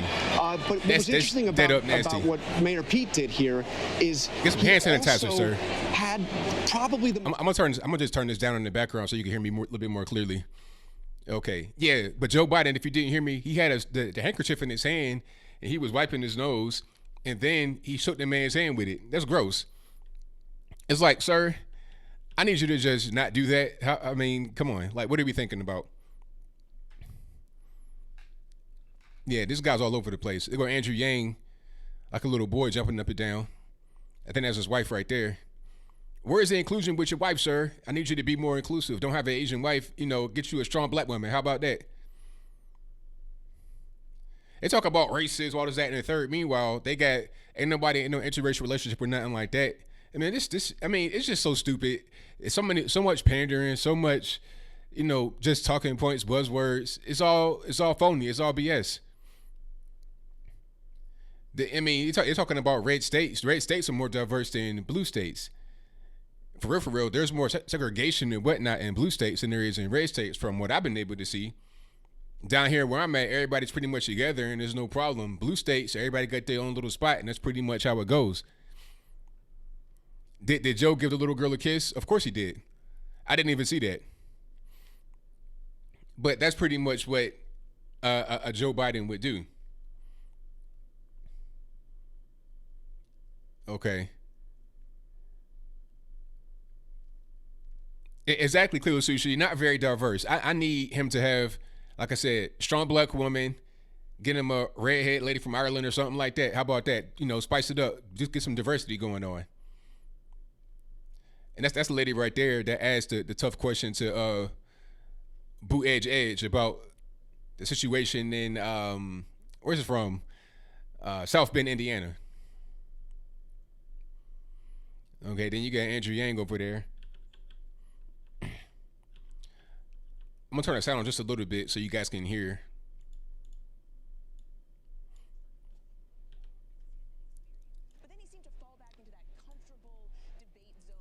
So yeah, it's not a whole lot going on here. I'm just seeing if there's gonna be any weird stuff happening.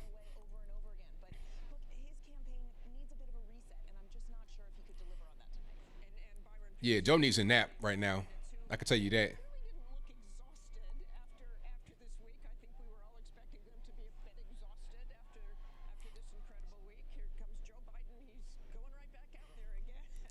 Please don't lean over. Don't fall. I would say one thing, and Mary was talking about this earlier with me as well. Klobuchar has had. How do I work this thing? She's had some strong debates, but she still. Oh man, that phone is in danger. If you got an iPhone 11, that ain't about to crack into a million pieces.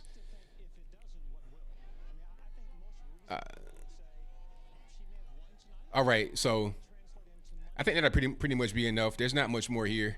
Just they shaking hands like they had a rap concert. Here comes Yang, still in the few fans. Biden isn't expected to do well in New Hampshire, that he has to do well in South Carolina.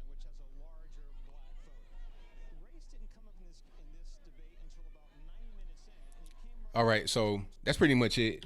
Thank y'all for joining. I definitely appreciate you. I'll be back tomorrow live with the show, just the regular show, 8 to 11 p.m. Eastern time. I'll talk for about the first half hour. I'll talk for the first hour or so tomorrow. And then the second and third hour will be call-ins. I can talk to you guys, talk about what's happening, the debate, whatever else is on your mind. That'll be tomorrow. Again, the same channel, same time, same place tomorrow, basically 8 p.m. Eastern time to 11 p.m. Eastern time. First hour of the show, just me talking about different things, interacting with you guys through the chat, and then you guys can call in. That will be tomorrow as usual. And if you guys don't know, I am going to start uploading. Well, I've already started uploading the podcast to different streaming platforms. As of right now, it's on Anchor FM and Spotify, but it will be on iTunes, Stitcher, everywhere. Most of your major podcast settings. Matter of fact, let me see. It's going to be on Apple Podcasts, Breaker, Castbox, Google Podcasts, Overcast, Pocket Cast, Radio Public, Stitcher, and it's already on Anchor and Spotify.